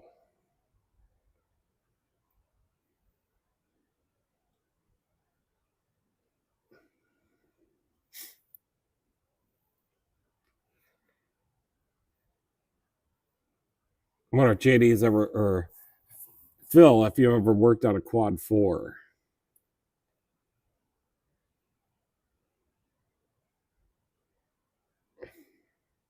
Except I can't find the picture. Oh boy.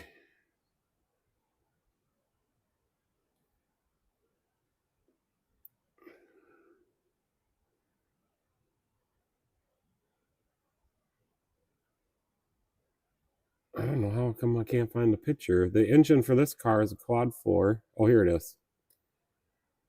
There's a quad 4, and I made this one into a turbo. This is a 1991.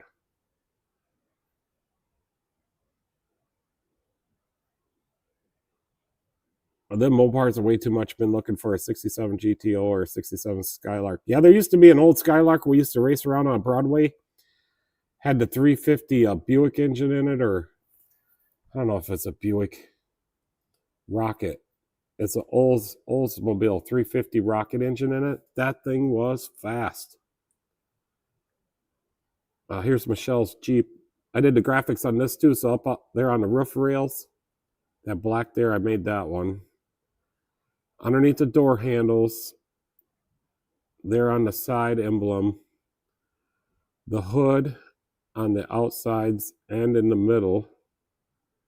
Then I painted the wheels, painted the grill, put that little push bumper license plate holder on there, because when I bought it, I didn't have a license plate holder.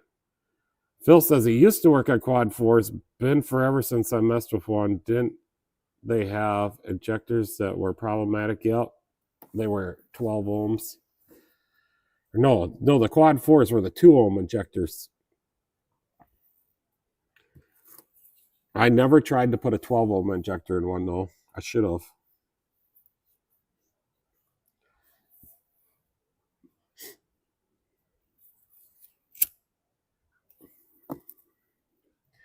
My 79 Monte Carlo, I would like this car back too.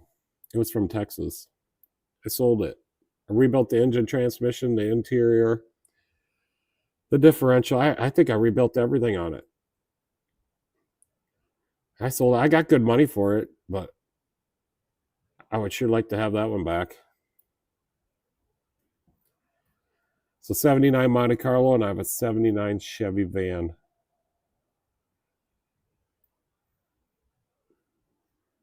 Well, Michelle's back. I don't know where she went. Multec or whatever they're called. Oh, the injectors. I don't know what they were called. They were just a different ohm reading. They were lower ohms than like the regular 3.1s and all them engines they had back in those days. Maybe a 3800.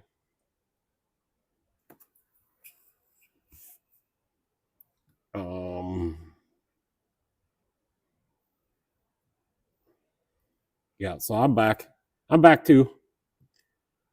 You should get another 79. Doesn't matter if it's the exact same one. Yeah, I'd like to.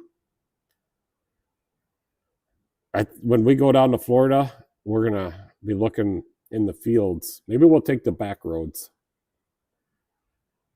Hopefully gas will go down soon enough. We're planning to go in August. Hopefully it'll be cooler. I don't know. August is probably still pretty hot in Florida, isn't it, Phil? I'm just not sure I can handle the heat and humidity. I'm sure the humidity is worse in Florida than it is here. Been looking, yeah, Grand National. I would like to have a Grand National. Sweet cars. I want one with the turbo and the V6. That's probably what a Grand National is, though.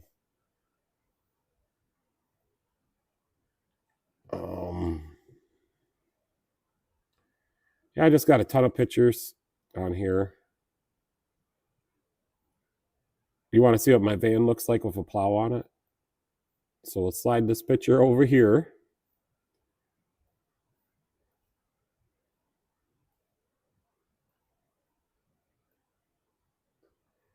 She'll plow some snow.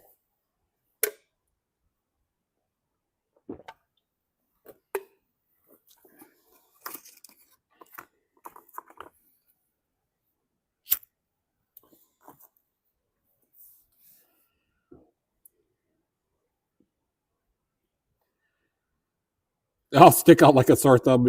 You'll be in shorts. Anything under 80, we're in coats. Yeah, I haven't broke out a pair of shorts for well, maybe one day last year I had shorts on. Yeah, I'm sure I'll stick out like a sore thumb, that's for sure. I know when I went out to Las Vegas, they knew where I was from, Minnesota. They could tell right away. Yeah, if it's 80, he's wearing a coat. I did have to wear the sweatshirt today. A windstorm came through. It might have been like a little squall, but it was supposed to rain, but it actually didn't rain. But it got really cold. Yeah, it's 62 right now. Michelle's in winter clothes, she says. Pete'll be in a white wide beater.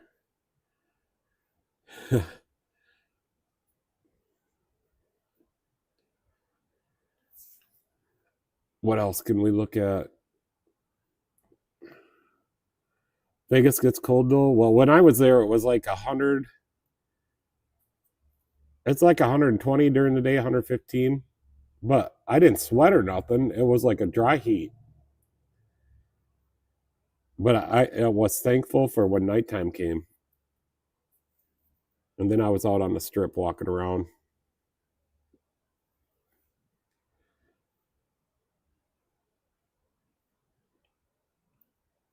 Michelle's mother and her side of the family are from Vegas. Root beer. Yep. So I'm having a root beer right now. Not one of these, but I'm having a mug. These are really good. They got some bite.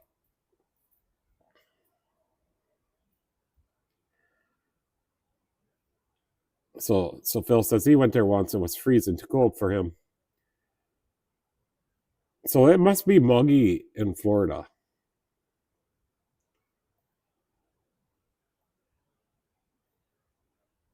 Oh yeah, there's the. So we're re-graphicating the Ranger. So we just made these box sides earlier this week. We still got to get custom car put on there. Yeah, they're right here in this picture too.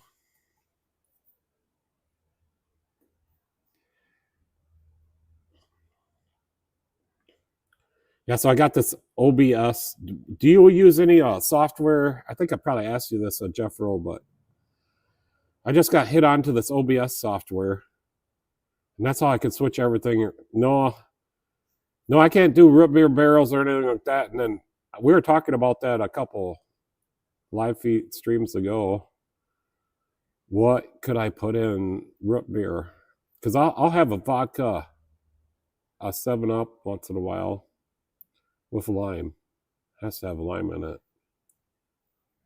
And then now I put in a Tahitian treat. That's really good with vodka. Glad you didn't say Elvis impersonator. No, well, okay, yeah. Her mother is a Bette Midler, and she looks. I don't have any pictures. Michelle, you should give me a picture so I can put it on here some night. So I put these pictures up, and I'm just having a cigarette, so you guys don't have to watch me. Dirty cabin air filter. Look at that. That thing's got 146,000 miles on it. That's a factory Ford cabin air filter out of a Ford Explorer. I didn't even call them. I just changed it. You run a cabin air filter like that, it's hard on your blower motor and your blower motor resistor. But I was actually doing the actuator on this. He brought it to me because the actuator was bad. And when you're going to do an actuator, don't get an aftermarket one. Spend a little bit of extra money and get an OE. And this was a Ford, and I have a picture of the actuator here somewhere. But don't skip out on a. Yeah, I think so. We are actually going to change our shop around a little bit. So we're getting a lot of, here's the actuator. So I put a Ford OE actuator in there. I tried an O'Reilly's a couple times, and them aftermarket ones only get about a week out of them. So spend extra money and get a Ford OE. At least it'll last a little bit longer. Or I get them right from the dealer for GM cars too. The Chevy Cruze I worked on that I could not get the start. It was a no start, no crank. And this is the high speed LAN or whatever. I don't know if it's CAN bus, but it ran to the power steering wheel angle sensor and the power steering module, control module. But it wouldn't crank, it wouldn't start. So I repaired these wires, and I did them pretty close to the same length they're supposed to be, because I guess the newer cars, just a 16th inch difference in the CAN bus wires can cause problems.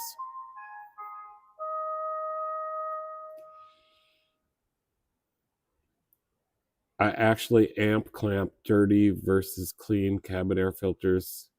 Blower motor draw. Oh, I've never tried to do that. Yeah, some cabin air filters are harder than others to get out of there. Chrysler's, I don't like them. They're up in the front and the middle. I'm headed out. Got some invoices. You a nice of you to stop by, Phil. Hope you have a great week and work really hard. I've been getting a bunch of messages.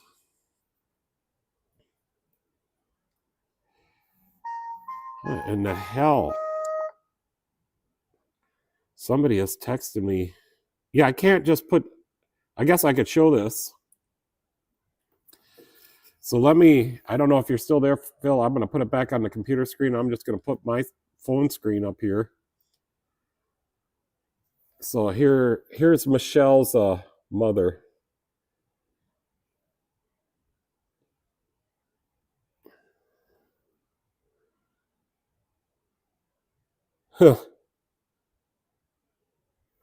Is there any more? Yeah, here's another one. Nissan Ultimate sucks cabin air filters. I think, yeah. I don't get I got a couple of Nissans, not too many.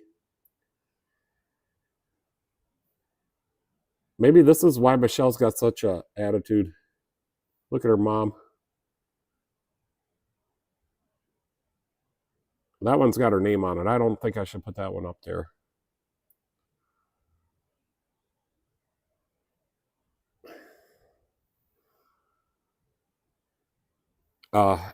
At Southland Auto, when I worked over there, when I started over there, I'll put his truck up. So Southland Auto and Diesel.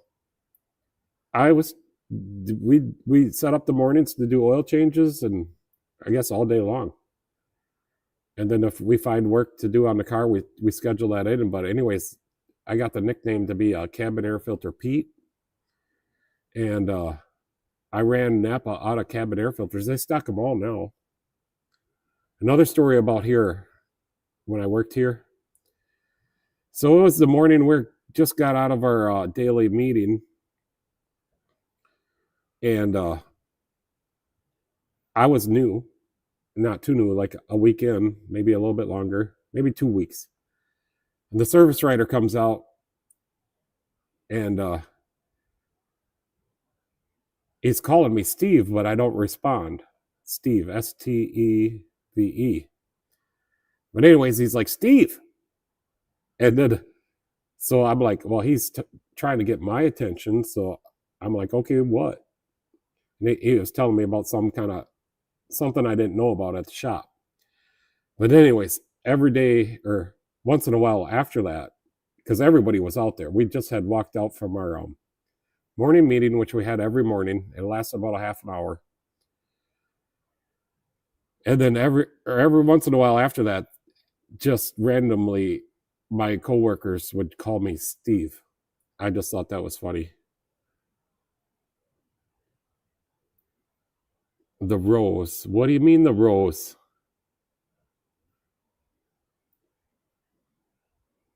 Thanks a lot, Phil. Oh, they're going off what Phil said. As they say, look at the mother, and that's your future. No, I don't think Michelle looks like her mom. I have never met Michelle's mom, but from the pictures I've seen, I don't think so. Yeah, have a good night, Phil. Thanks for coming. Get back on here. Yeah. Yeah, I said I would get really close to the camera. Well, I got it on mobile. I can move it wherever I want. And now with the OBS Studio, is everything works so great, and we got good internet now. Thanks, Michelle, for getting that taken care of. So yeah, I try to put it back, and I got the microphone on right here. So yeah, I'm just trying to learn the best I can, and I'm all caught up. We're all caught up on the schedule. One of tomorrow's vehicles is already here. I didn't move it in tonight because I was running late to get started on the live feed. Yeah, I'd say Michelle looks more like her dad. Has her dad's side in her, and I've seen her dad. Definitely her dad's personality. Her mother has a different kind of personality, but doesn't everybody? The Rose was a movie that Bette Midler played at the starting role. I don't think I've ever seen any Bette Midler movies.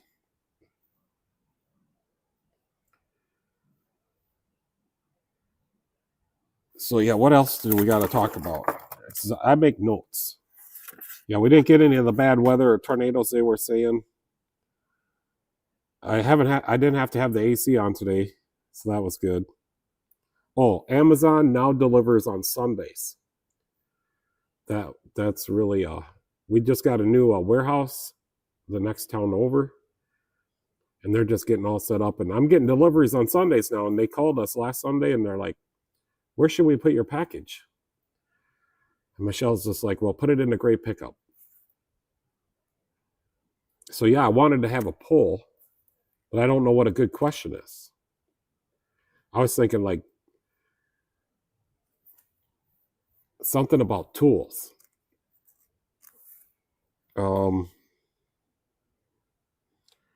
Yeah, the brake cleaner. I think that's really cool what O'Reilly's did. I keep this can right on my bench.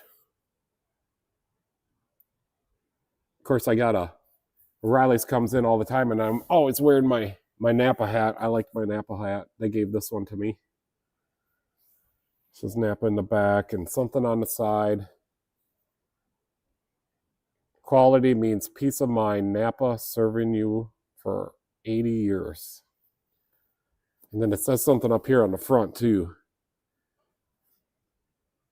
Keeping America running since 1925.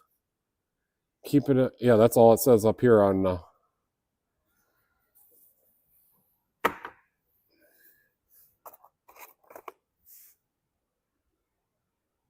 gonna need heat on tonight. Nope, we don't have no heat. Also, hocus pocus. I don't know what that means. Hocus pocus. Oh, sometimes people talk outside of my realm. Like, I don't understand everything that people talk about, and I'm a bad like reader of words. Sometimes I don't say the words right, like when I read them. Like licorice. They got me on licorice on one of my live feeds.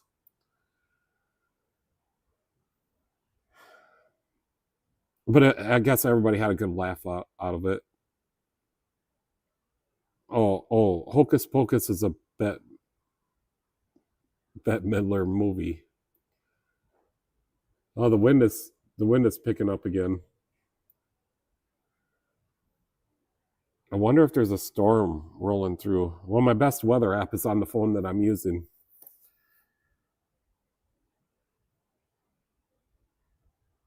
What else can we talk about?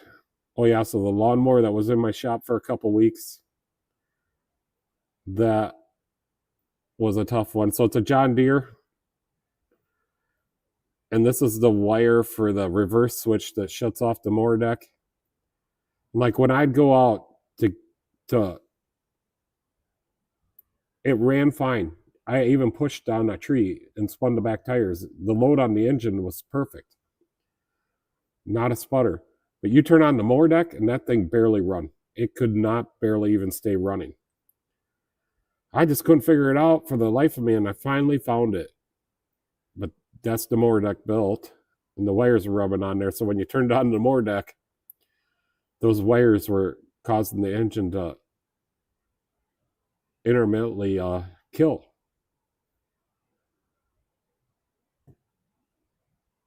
My YouTube sign. We got it on there now. If you subscribe to my channel, you get $5 off your bill one time. Or if you give me a 5-star Google review, which I don't have a picture of that, but you can get a $5 off your bill. And then Leisure said I need to make some Ford signs. So let me put the computer screen back on here. I'm just trying to wonder, like, I think that Motorcraft parts and service looks good. Or like this one with Motorcraft quality parts installed here. I could make a sign like this. This one here looks good too. I don't want the racing one, although I like that Motorcraft racing.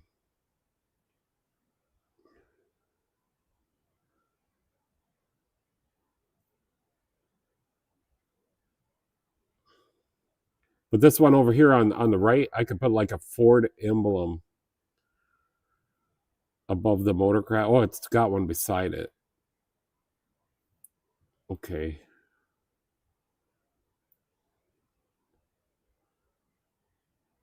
But my Ford slip folder is the biggest one. And we get a lot of Fords in here. That's why I'm wearing my Ford hat today, because the last car I worked on, I didn't do a video on it, but the last one I worked on was a Ford pickup. And the transmission was out, or going out, the torque converter. We looked up a brand new transmission for it. Let me see if it's right here. Yeah. Ford has a brand new transmission on hand. $1,000 core, but my cost is $3,865.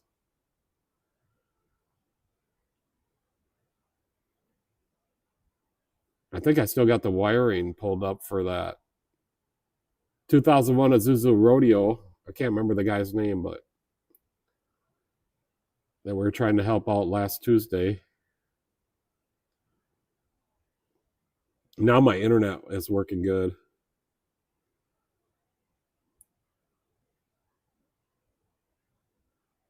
Yeah, the gas gauge. He said its gas gauge was fluctuating at idle, I think is what he said. I kind of come to the conclusion that this might be the alternator. Yeah, here's the gas gauge right over here. Maybe the belt is loose on this alternator.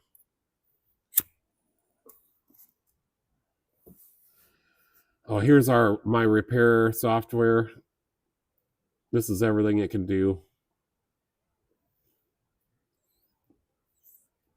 We only use it for quotes and texting people their quotes, because you could text it. And as long as I use my phone, the texting don't cost me anything. But this cost me like $65 a month, but it can do full shop management. And it's got a bunch of more stuff they keep adding to it.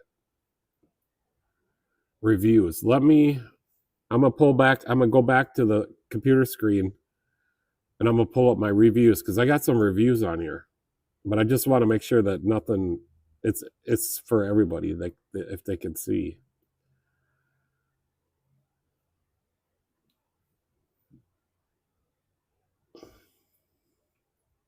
Timmy does everything. How's the racing going? I've seen a couple of your videos. I even commented on some of them. Timmy's gonna get a 383. Yeah, I seen the picture. Is that the engine you're gonna use? That's the got the EGR valve up there on it, and you're going to turn that one into the 383. Well, let's go look at Timmy.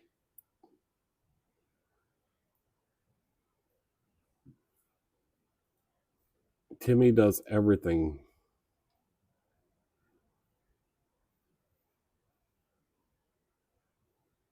Where the heck did Timmy go?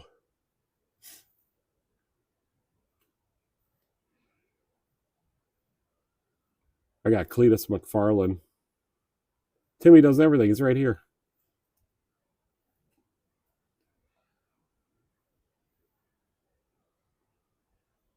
Got some long videos up there. Yeah, this engine. Is this the one? Put the volume on. Oh, there is no volume. Yes, center bolt valve covers.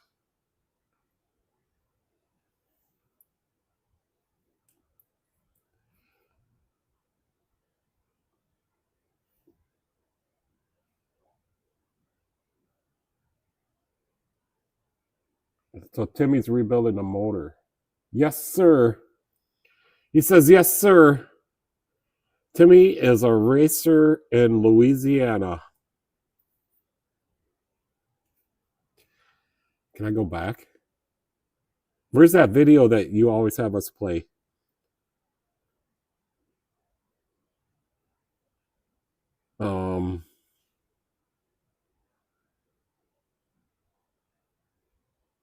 Long time racer right here. Let me get the volume on.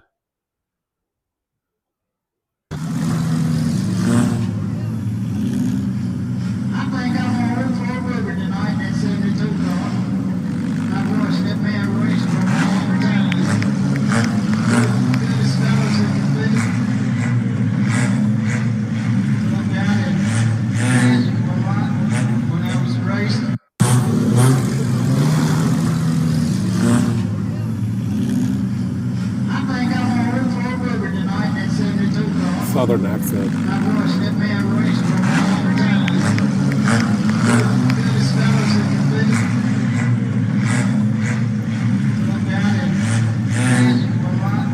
Okay, what else we got? Let's find something else. Let me go back.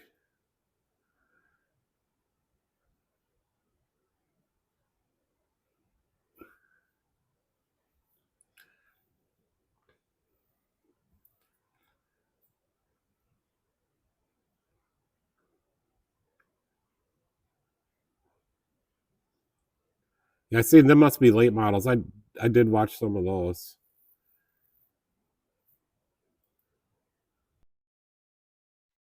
Oh, this one looks okay.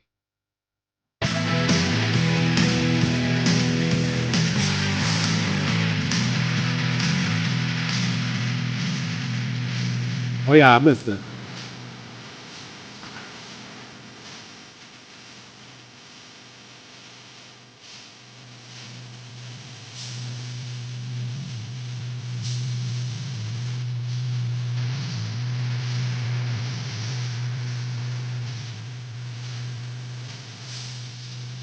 I'll have some fun.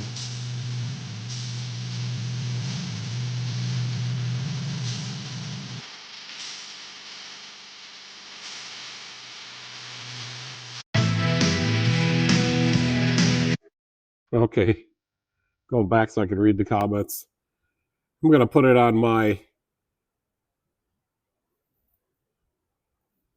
I'd race that car in that class.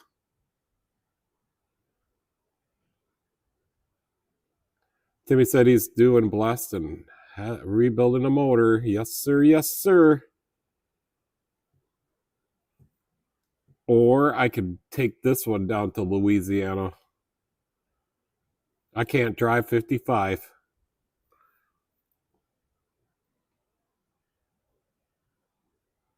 Timmy said you were driving the hobby stock. All right. I raced against hobby stocks with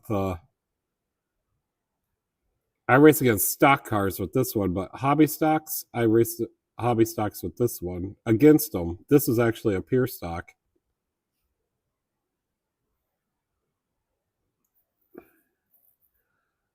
And then this is the car that I have now.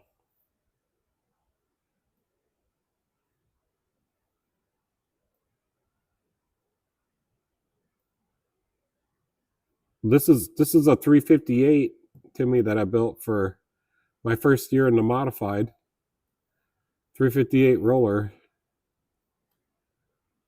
I have another engine on here that I built for just a street car.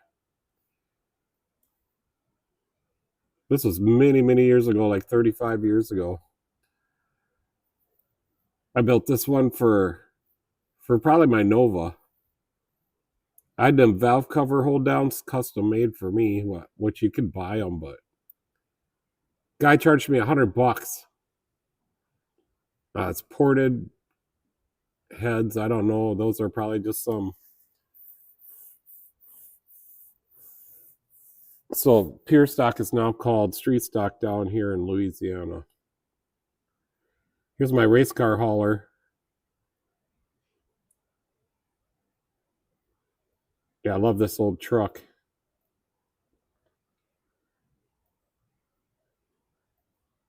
Oh, I want to grab this picture. Get this, not that picture, this one. Get it out of the way.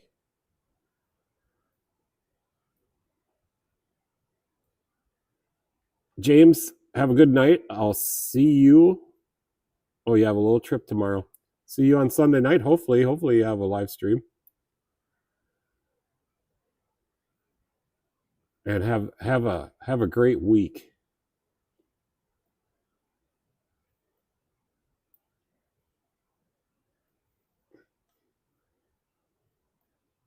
Yeah, I don't know how much longer we're gonna stay on. Little bit longer. I just drank all my root beer though. I'll probably have to get something else. Might switch it to a Busch Light. Right there's my Busch Light.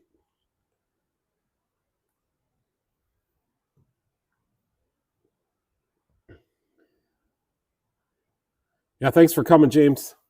Have a good night.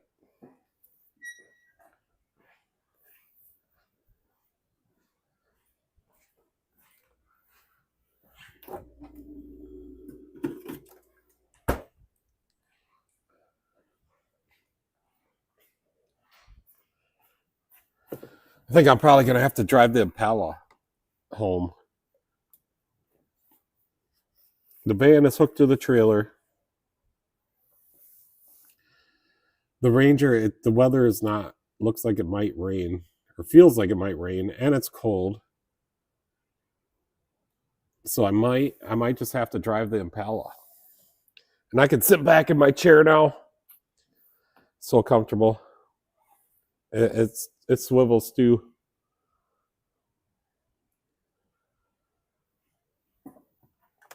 And then I got kind of pick up my mess before I leave. All the stuff I got scattered out for doing the live feed.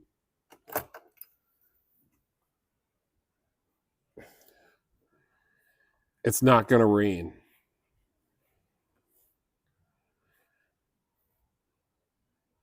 Leisure doesn't like your Busch Light-O. But it's cold and windy outside. Anheuser-Busch's instant headache, yeah. Pure Stock is called Street Stock down here in Louisiana. Yeah, I don't know. Like our street stocks up here have a lot of rules. Like you could spend a lot of money on a street stock engine, but the Pure Stock engine is basically stock. I ran a stock 305 and I won races with that engine. Drive the modified. Yeah, we can pull it down there.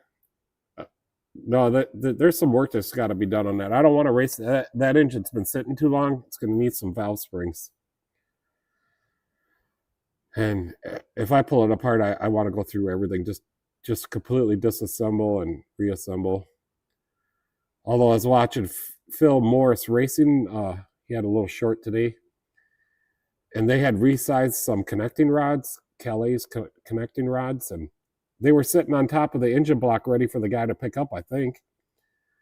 And he walked into his office, and then he walked back out, and he seen this bolt head laying on the floor, and one of the rod bolts had, because they left them torqued, one of the rod bolts snapped. So I'm just not sure if I should put some new rod bolts in that. Here it is.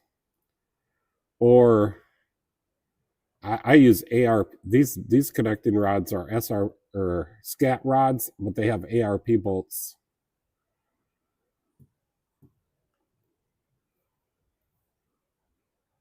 Yeah, maybe we can zoom in on this picture.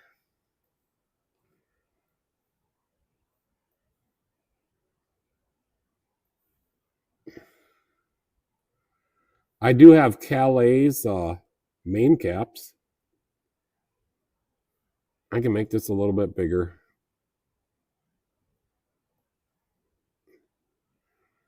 I can barely see. Yep, you can see ARP right here on this bolt.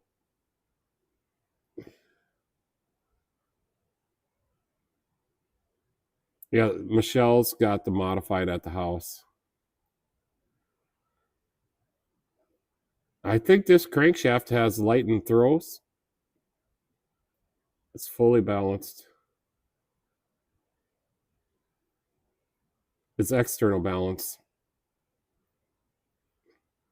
Did a pretty good job with my silicone there on the front timing cover. It doesn't leak any oil. It's got SRP pistons, and I can't remember the compression ratio, but it's somewhere around 13 something to 1. Well, I built it to run on methanol.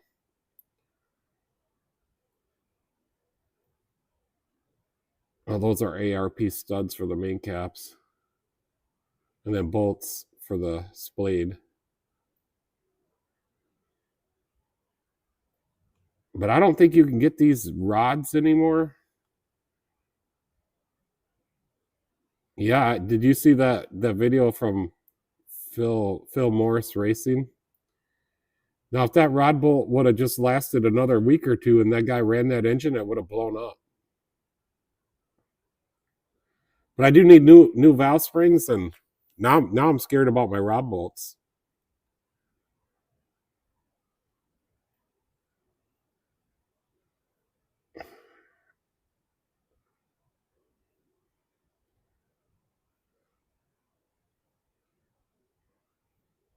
This is one of the rules down here. 360 cubic inch. Yeah, we got that rule. Factory steel production blocks. Yeah. May run factory replacement Dart SHP block. Weight 3,000 pounds.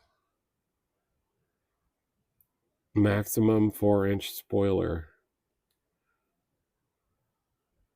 It's funny you knew the part number for that Dart block offhand.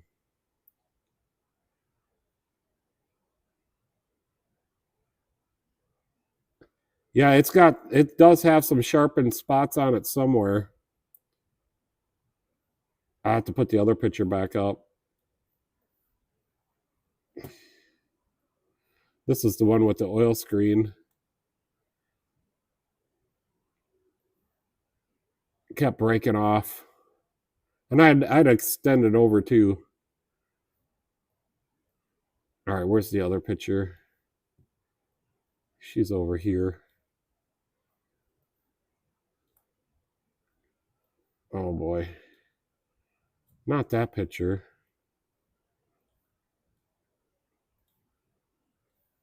It's got to be this picture.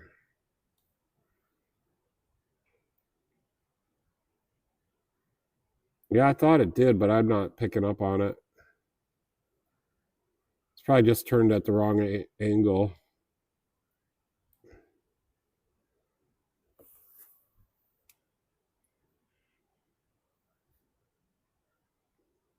It's a scat crank too. So I ordered the crank and the rods. It's external balance. It's a 400.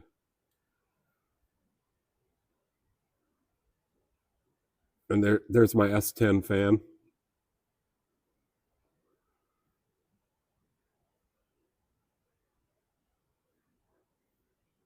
Yeah, the rod throws are are drilled through. Not the main bearing throws, but the rod throws. Or the journals are not, I don't think. I didn't want the journal, I didn't want it that lightweight because it would be hard to balance and risk twisting and breaking.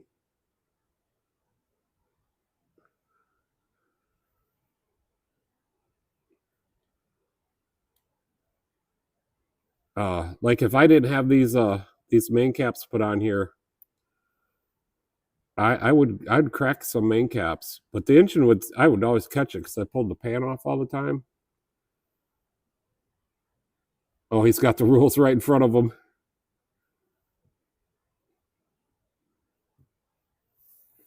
But yeah, I pulled the pan off the motor every night.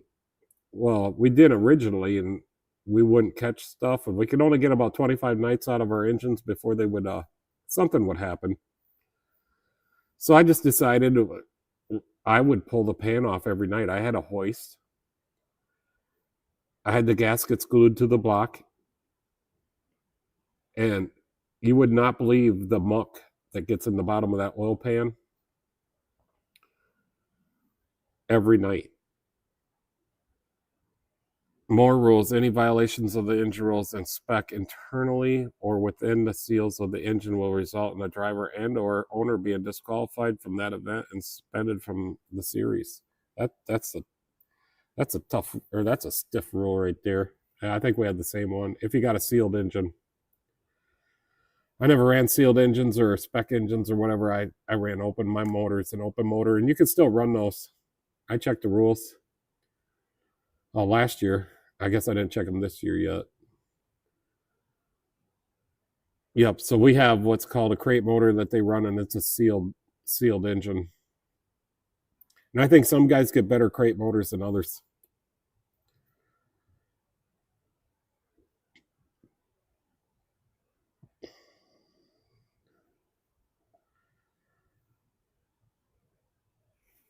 Do I got anything else on my list to talk about? I think I went through about everything.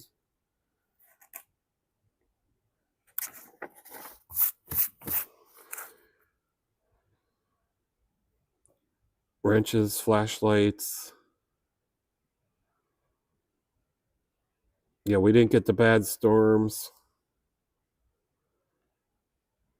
Yep, I pretty much gone through everything, but we need to have a poll some night because I can do a poll and I know how to change everything to ask a question or yes or no or vote for which ones.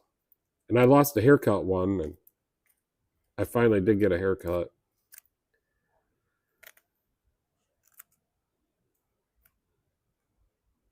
Yep, I got the Ford hat on today because the last car I worked on was a Ford.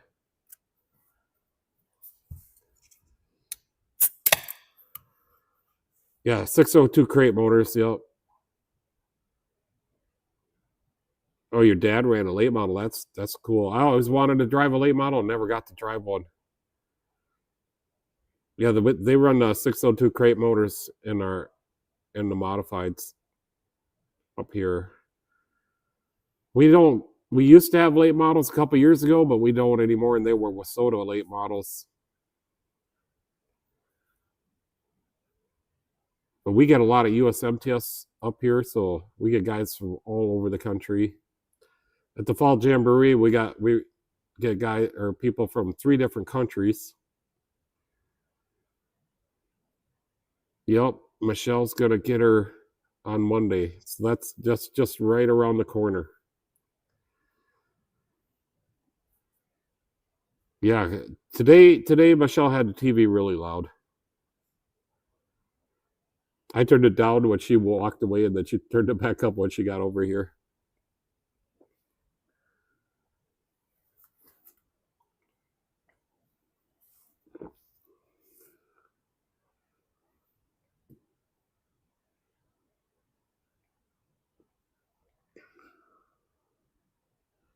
I'm super stoked about the parade this year. This is gonna be I did do the parade once before, and I drove the modified through there. That's when I was actually racing. and I drove the modified, running on methanol through the whole parade. And at the end of it was raining. Of course, it always rains during our parade. But anyways, we get to go down the parade route. To get out of the parade goes down the highway for a couple blocks. This highway that runs in front of my shop.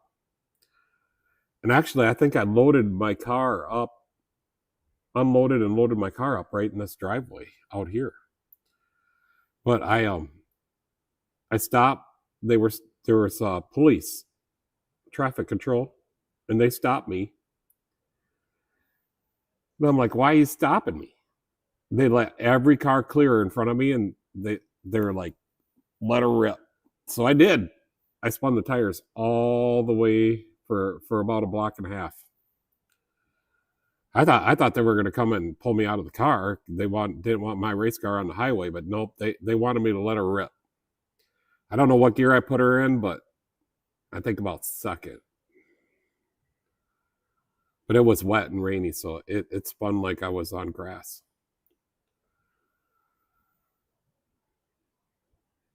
Down here in Louisiana, they think about bringing back mini stock. Used to be the old Dwarf car. Is Dwarf car? Before that, it was a Legend class. Yeah, we used to have those up here. Yep, that's what I want. I want the Quad 4 Grand Am. That would make a great little bomber class car, I think, or whatever. Where the heck is it? It's up here higher.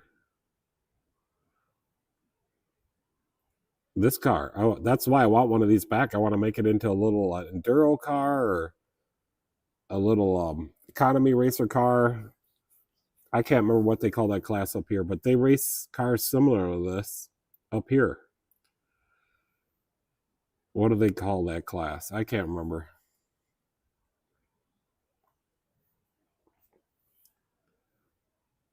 I actually raced this car on 4 different, not raced it, but I actually got to open this car up on 4 different dirt tracks in this area. Because I had this car when I was racing. And she could go about 90 down the straightaway at Deer Creek. And then I would slow down to like 25 miles an hour in the corner. This car she could rip. Well, the Quad 4 just like had an endless power band. Seriously, if I had this car right now, I could change the tires and maybe work on the suspension a little bit. I guarantee I could run with modifieds with this car. They'd probably crash into me and I wouldn't be able to go, but actually, even one of my buddies, he had a soybean field, and after harvest, it was a long summer, and we got the cultivator out, and we got her down to dirt, and we started going out there. What he had is modified. I just had this car, and we called it Soybean Speedway, but it was next to not this highway, but a different highway, a county road. It wasn't a highway. But anyways, the police, the sheriff, seen what we were doing, and I would call it turn 4 was probably like 50 feet from the highway or the county road, blacktop. Anyways, he's pulled over on the side of the road and he was watching us race around, and then he decided to come in there and tell us that we couldn't do that anymore.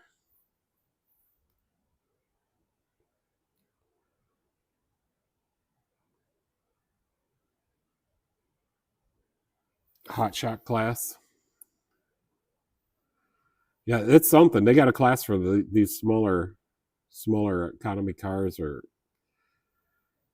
I don't even know what you would call this. Leisure knows what body this is.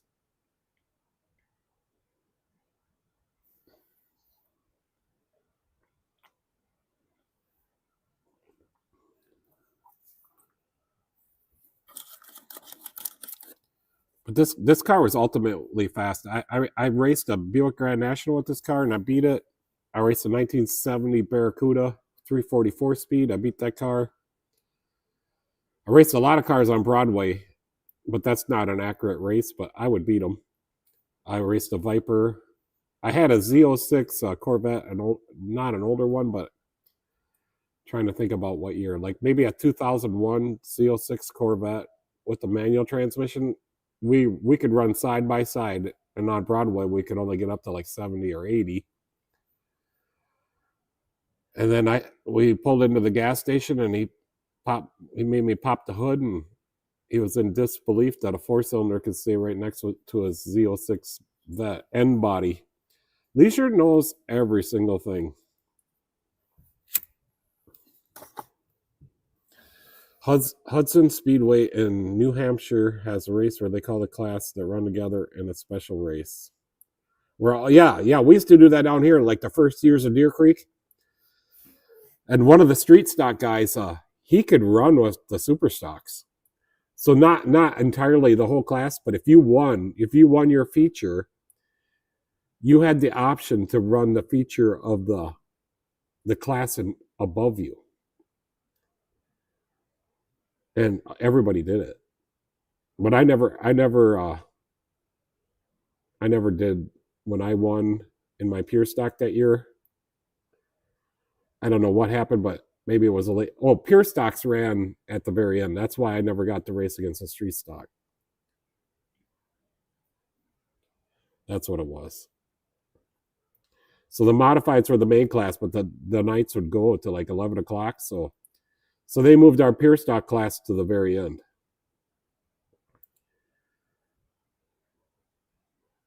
That car could run in tuner class. Yeah, I don't know what a tuner class is, but man, I was watching you on your video, man. That just brought back so many memories, and it was so fun. I'm like, man, I miss those days. And I remember going out racing on a Saturday night, and then Sunday, you'd take out your regular car. Man, you would get right up to the people when you're driving on the road. Pete, we should look at recordings of me saying Leisure and everybody else's names to call them back to earth. Live feed. All you have to do is click on me and their name. Haha.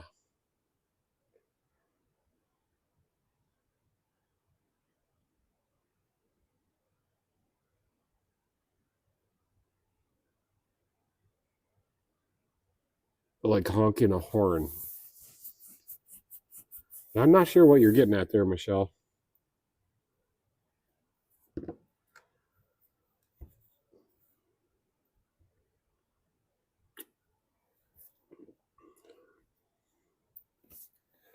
I just got to check something here. My cousin did that at the Devil's Bowl, and is that Vermont? He ran 6-cylinder, and he'd win his feature and then run the V8 cars. Yeah, that was so much fun when they did that around here. But I think if you ran all classes together, I mean, we do in hot laps, but if you did that, it would be some chaos. Okay, now I forgot what I was going to look up. I remember now.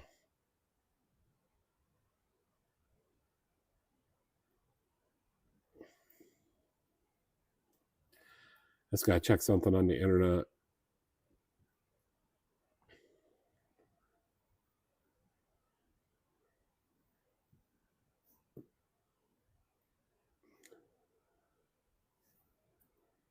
Yeah, no, I miss racing, but I don't miss spending the money working on or building race cars, and I thought I was the best driver, but when I got out there, I really wasn't, and I had to spend some money fixing my cars. I did get used to how to drive a little bit better, but then it was the engines, transmissions, and broke a lot of axles. I don't think in the modified I blew up a few transmissions, but not any transmissions in any other cars. ran Power Glides, and then the pure stock had a turbo 350 in it. But the modified, when I bought it, it originally came with a Power Glide, and I switched it all over to manual transmission. But my cousin told me I could run like a 325 9-inch gear and run in second gear on a Saginaw. He had all the gear ratios all figured out, and I still remember some of it. But running in second gear is not good for the input shafts, and I would strip the gears off that. I don't know how many input shafts I put in Saginaws.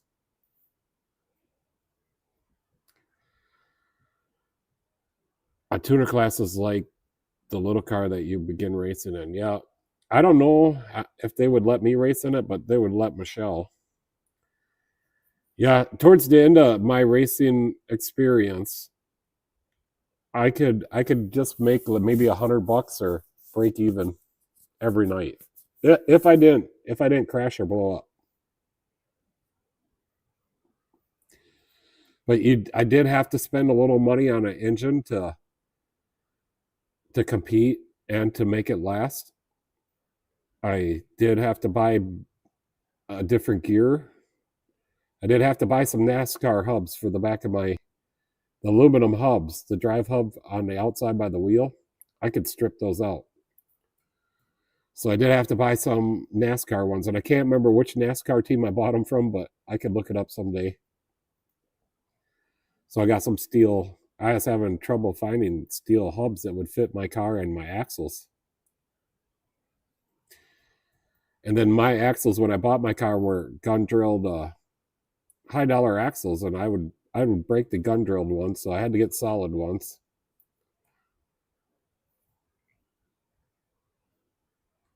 And then the engines, it took me a long time to figure out how to make an engine not blow up. But I finally figured it out.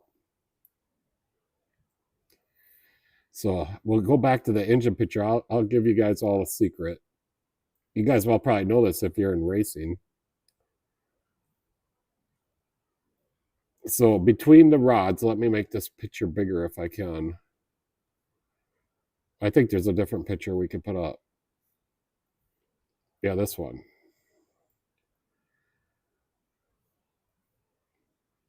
So we'll focus right on the rods in the middle of the screen. You see that gap right in the middle of the two rods that rub against each other? You want a minimum of 26 thousandths between the rods. That's what I found out to be the best. I think you could run down to like 20, 22 or 23, but might have been pushing it. So once I figured that out, no more rod bearing failures. And then I ran a lot of timing in my engines and mostly adjusted it by ear. A lot of timing. And I ran a special mechanical curve kit in my distributor. But what was I getting at here? I can't remember. Oh, so I run P bearings, which are softer than an H bearing. I run H bearings or Federal Mogul bearings on the mains, but the rods are always a P bearing. They're tri-metal. I always use Clevite rod bearings. It doesn't matter what main bearing you run. I do not like to run like a tri-metal bearing on the main bearings though.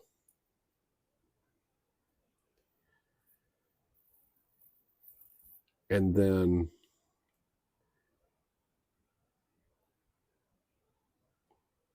yeah, that's about the only tip I can give you right now.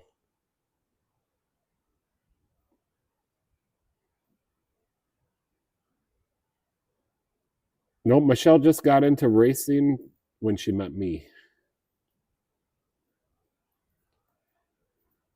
She did drive the modified. Let me go find it.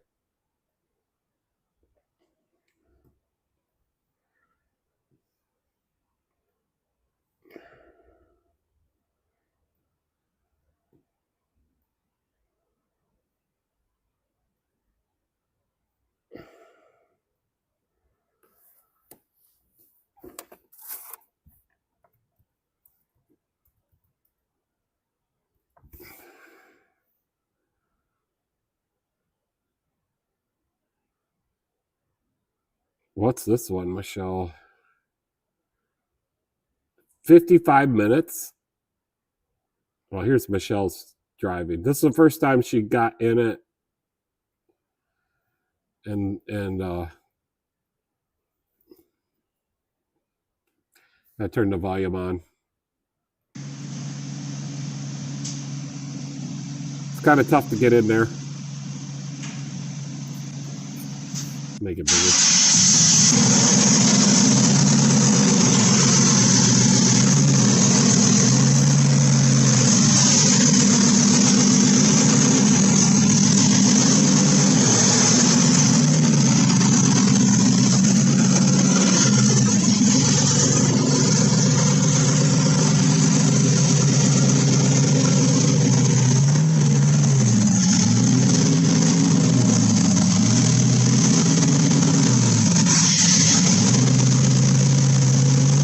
That screeching noise was the triple disc clutch. Looks like she's just moving it over to the other side.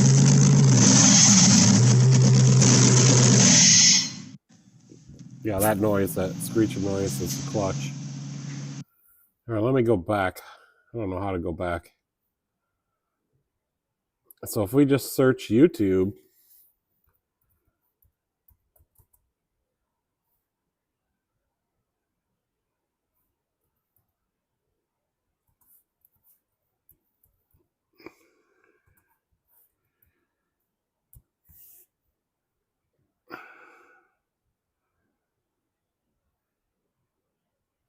weird.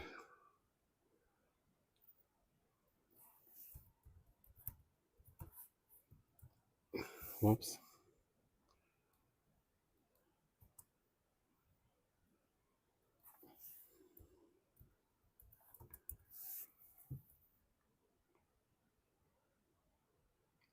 There's no short videos coming up. Why? I have to put shorts on, or maybe over here.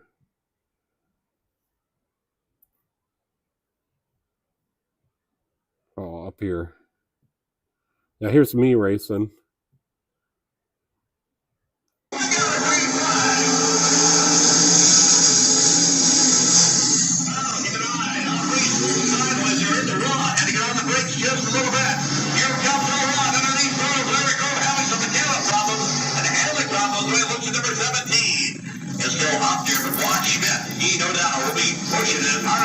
I think this is my first race at Cresco.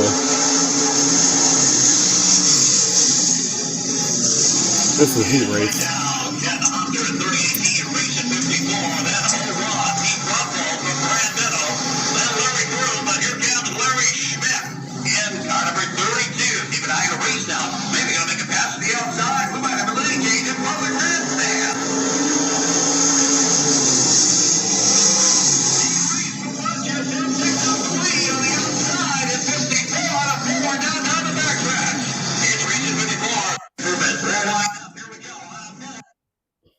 All right, let's go back.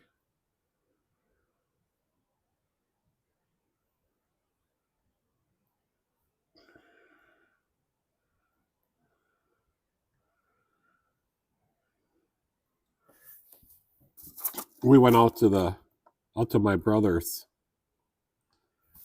right here. Michelle got to drive it out here, but she's not driving it in this video, but she did drive it before.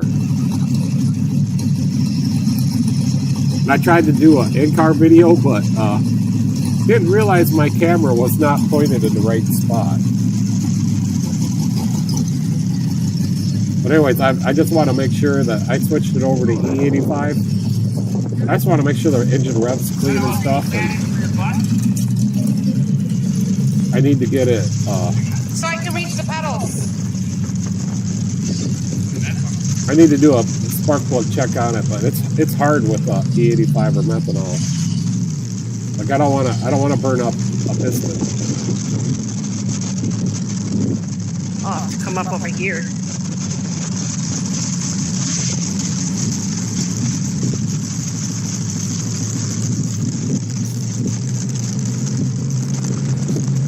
But I get her in third gear. And this is my first time been in the car for quite a few years. I didn't clonk out or go into the cornfield.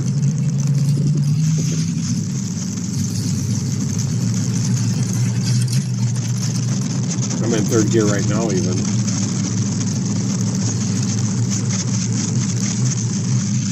And I race around backwards so I don't end up on the highway out there. You never know. I did clip a tree once. Yeah, she revs up nice and clean. So that's what I was wondering about, if I got the jetting right.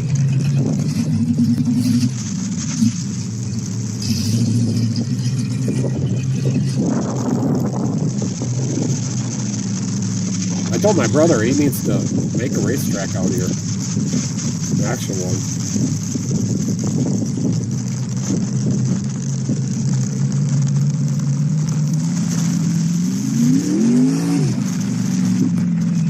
Yeah, she started kicking out the other way a little bit, so probably let off a little bit there.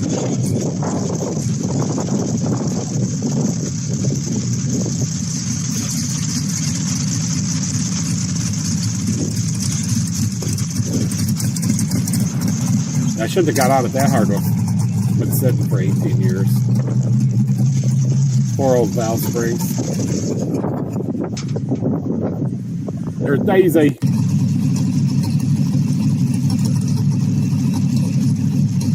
Yeah, I got a wheel mud plug on the front wheel too. That's just a homemade one. They're not allowed, but I was able to have one.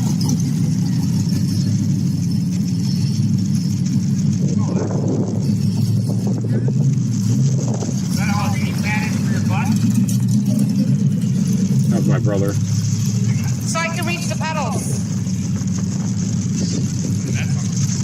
Yeah, the guy that I got this car from was taller than me, and I never moved the seat. You can't really adjust the seat. There's not much room in this car.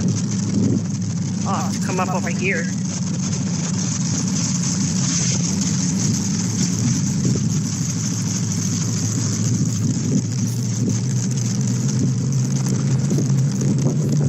And we're racing on dry dirt and grass, or driving around.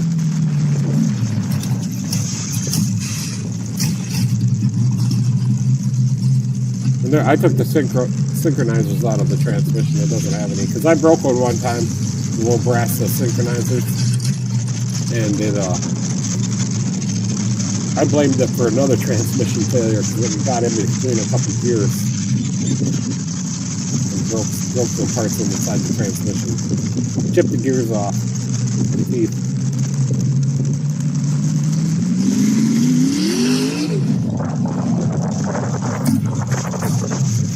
Okay, that's enough. I'll get back to reality here. There I am. Okay, I gotta catch up on the comments here. Michelle says she wants to drive it to Vegas and back, but Pete said no. I think the chief said that you can't drive it on the road. Couldn't reach the pedals, so I had to have it put foam in pieces behind the back to get closer. Haha. So much fun stuff. Timmy says, if you can go to the Super B Speedway website on the live and look at the rules, you'll see what we got to run an ad at the racetrack. Yeah. Well, I'm starting to wind down just a little bit. Yeah, it's a little bit louder and more like if you haven't been around race cars or modifieds, like that noise gets into your head. Like one of the times before I started racing modified, and my buddy had a modified and he had a Power Glide in it. He was just getting started too. But he'd go out and race, and he said, you know what, Pete, I see 3 of everything and I just aim for the middle. And I'm like, what do you mean? He's like, yeah, my eyeballs are shaking inside my head. But it turned out he had a different problem, and I found it. His dry shaft was bent. So we got him a new dry shaft. Well, we made our own dry shafts. I made that dry shaft that's on my mod, and I got like a 8-inch slip yoke that fits into the transmission.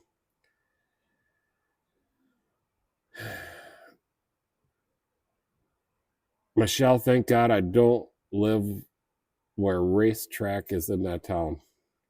Well, I'd love to live in Casa. They got a racetrack right in town. They don't, and the people started complaining, and I don't think they race there anymore. But fair nights, we used to race there every Sunday. I told him, haha, the chief. He did say during fair or Meadowfest weekend you could get a designated thing so you could ride it around. Yeah, he's a great guy. I'm just a little feisty, and everyone knows. Haha.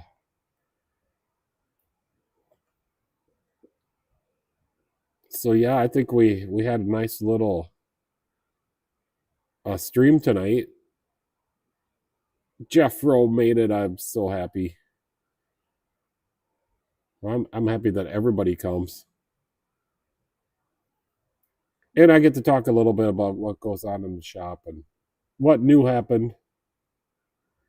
And I think I repeated everything that we did on Tuesday, but Tuesday will be a little bit longer, and I'll have more stuff to talk about. And I'm going to take more pictures so I can share more. And I think I should talk to the AutoZone people to make sure nobody gets fired over this oil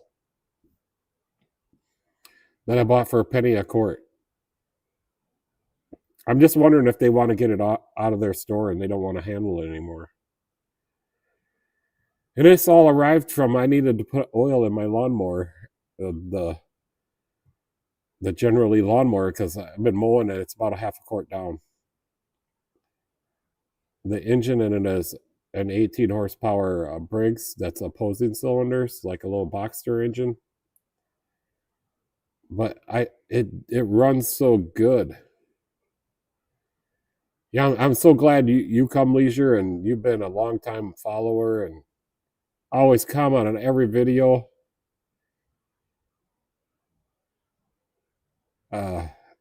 I feel, I'm trying to think of the word, but I'm very, very fortunate to have great people on my YouTube channel.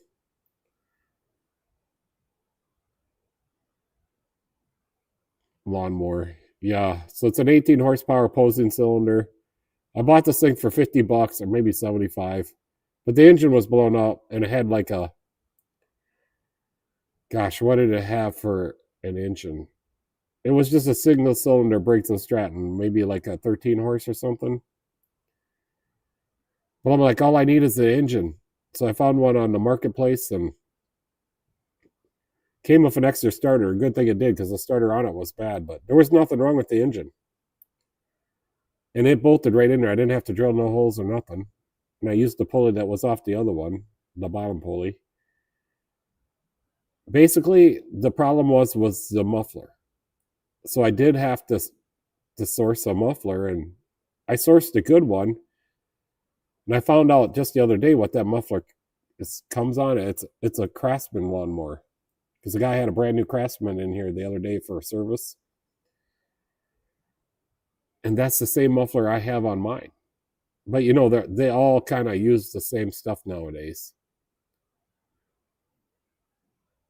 But it was orange, so I'm like, I'm making it into the Generally. But anyways, it's maybe 3/4 of a quart down, so that's why I was looking for the 30 weight oil. And I'm like, okay, I'll buy 6 quarts for a penny and see if they deliver it. And they sure did. And it was on the invoice, 6 cents. So then I'm like, okay, they got 24 quarts left. And I asked Michelle, do you think we should order this? And she said, hell yeah, let's do it. So we did, and they sent it today. Yep, I'm gonna watch some more videos of Timmy Timmy does everything. Yeah, it's nice having you here, Timmy, and I hope your racing goes good and you win them all. And that 383, get that baby. So was that the engine you're working on tonight, rebuilding?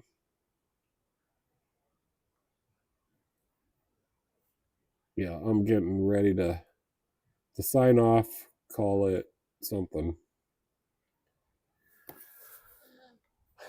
And I about got one beer down. I'm gonna have to drive the Impala. So yeah, thanks guys for coming. I'm shutting her off. And last Tuesday, I forgot to shut it off, or it just didn't shut off right. So thanks for the support, guys. I appreciate it. Have a good night, good rest of the week, and hopefully see some of you guys on Sunday night, Jeffro, and then next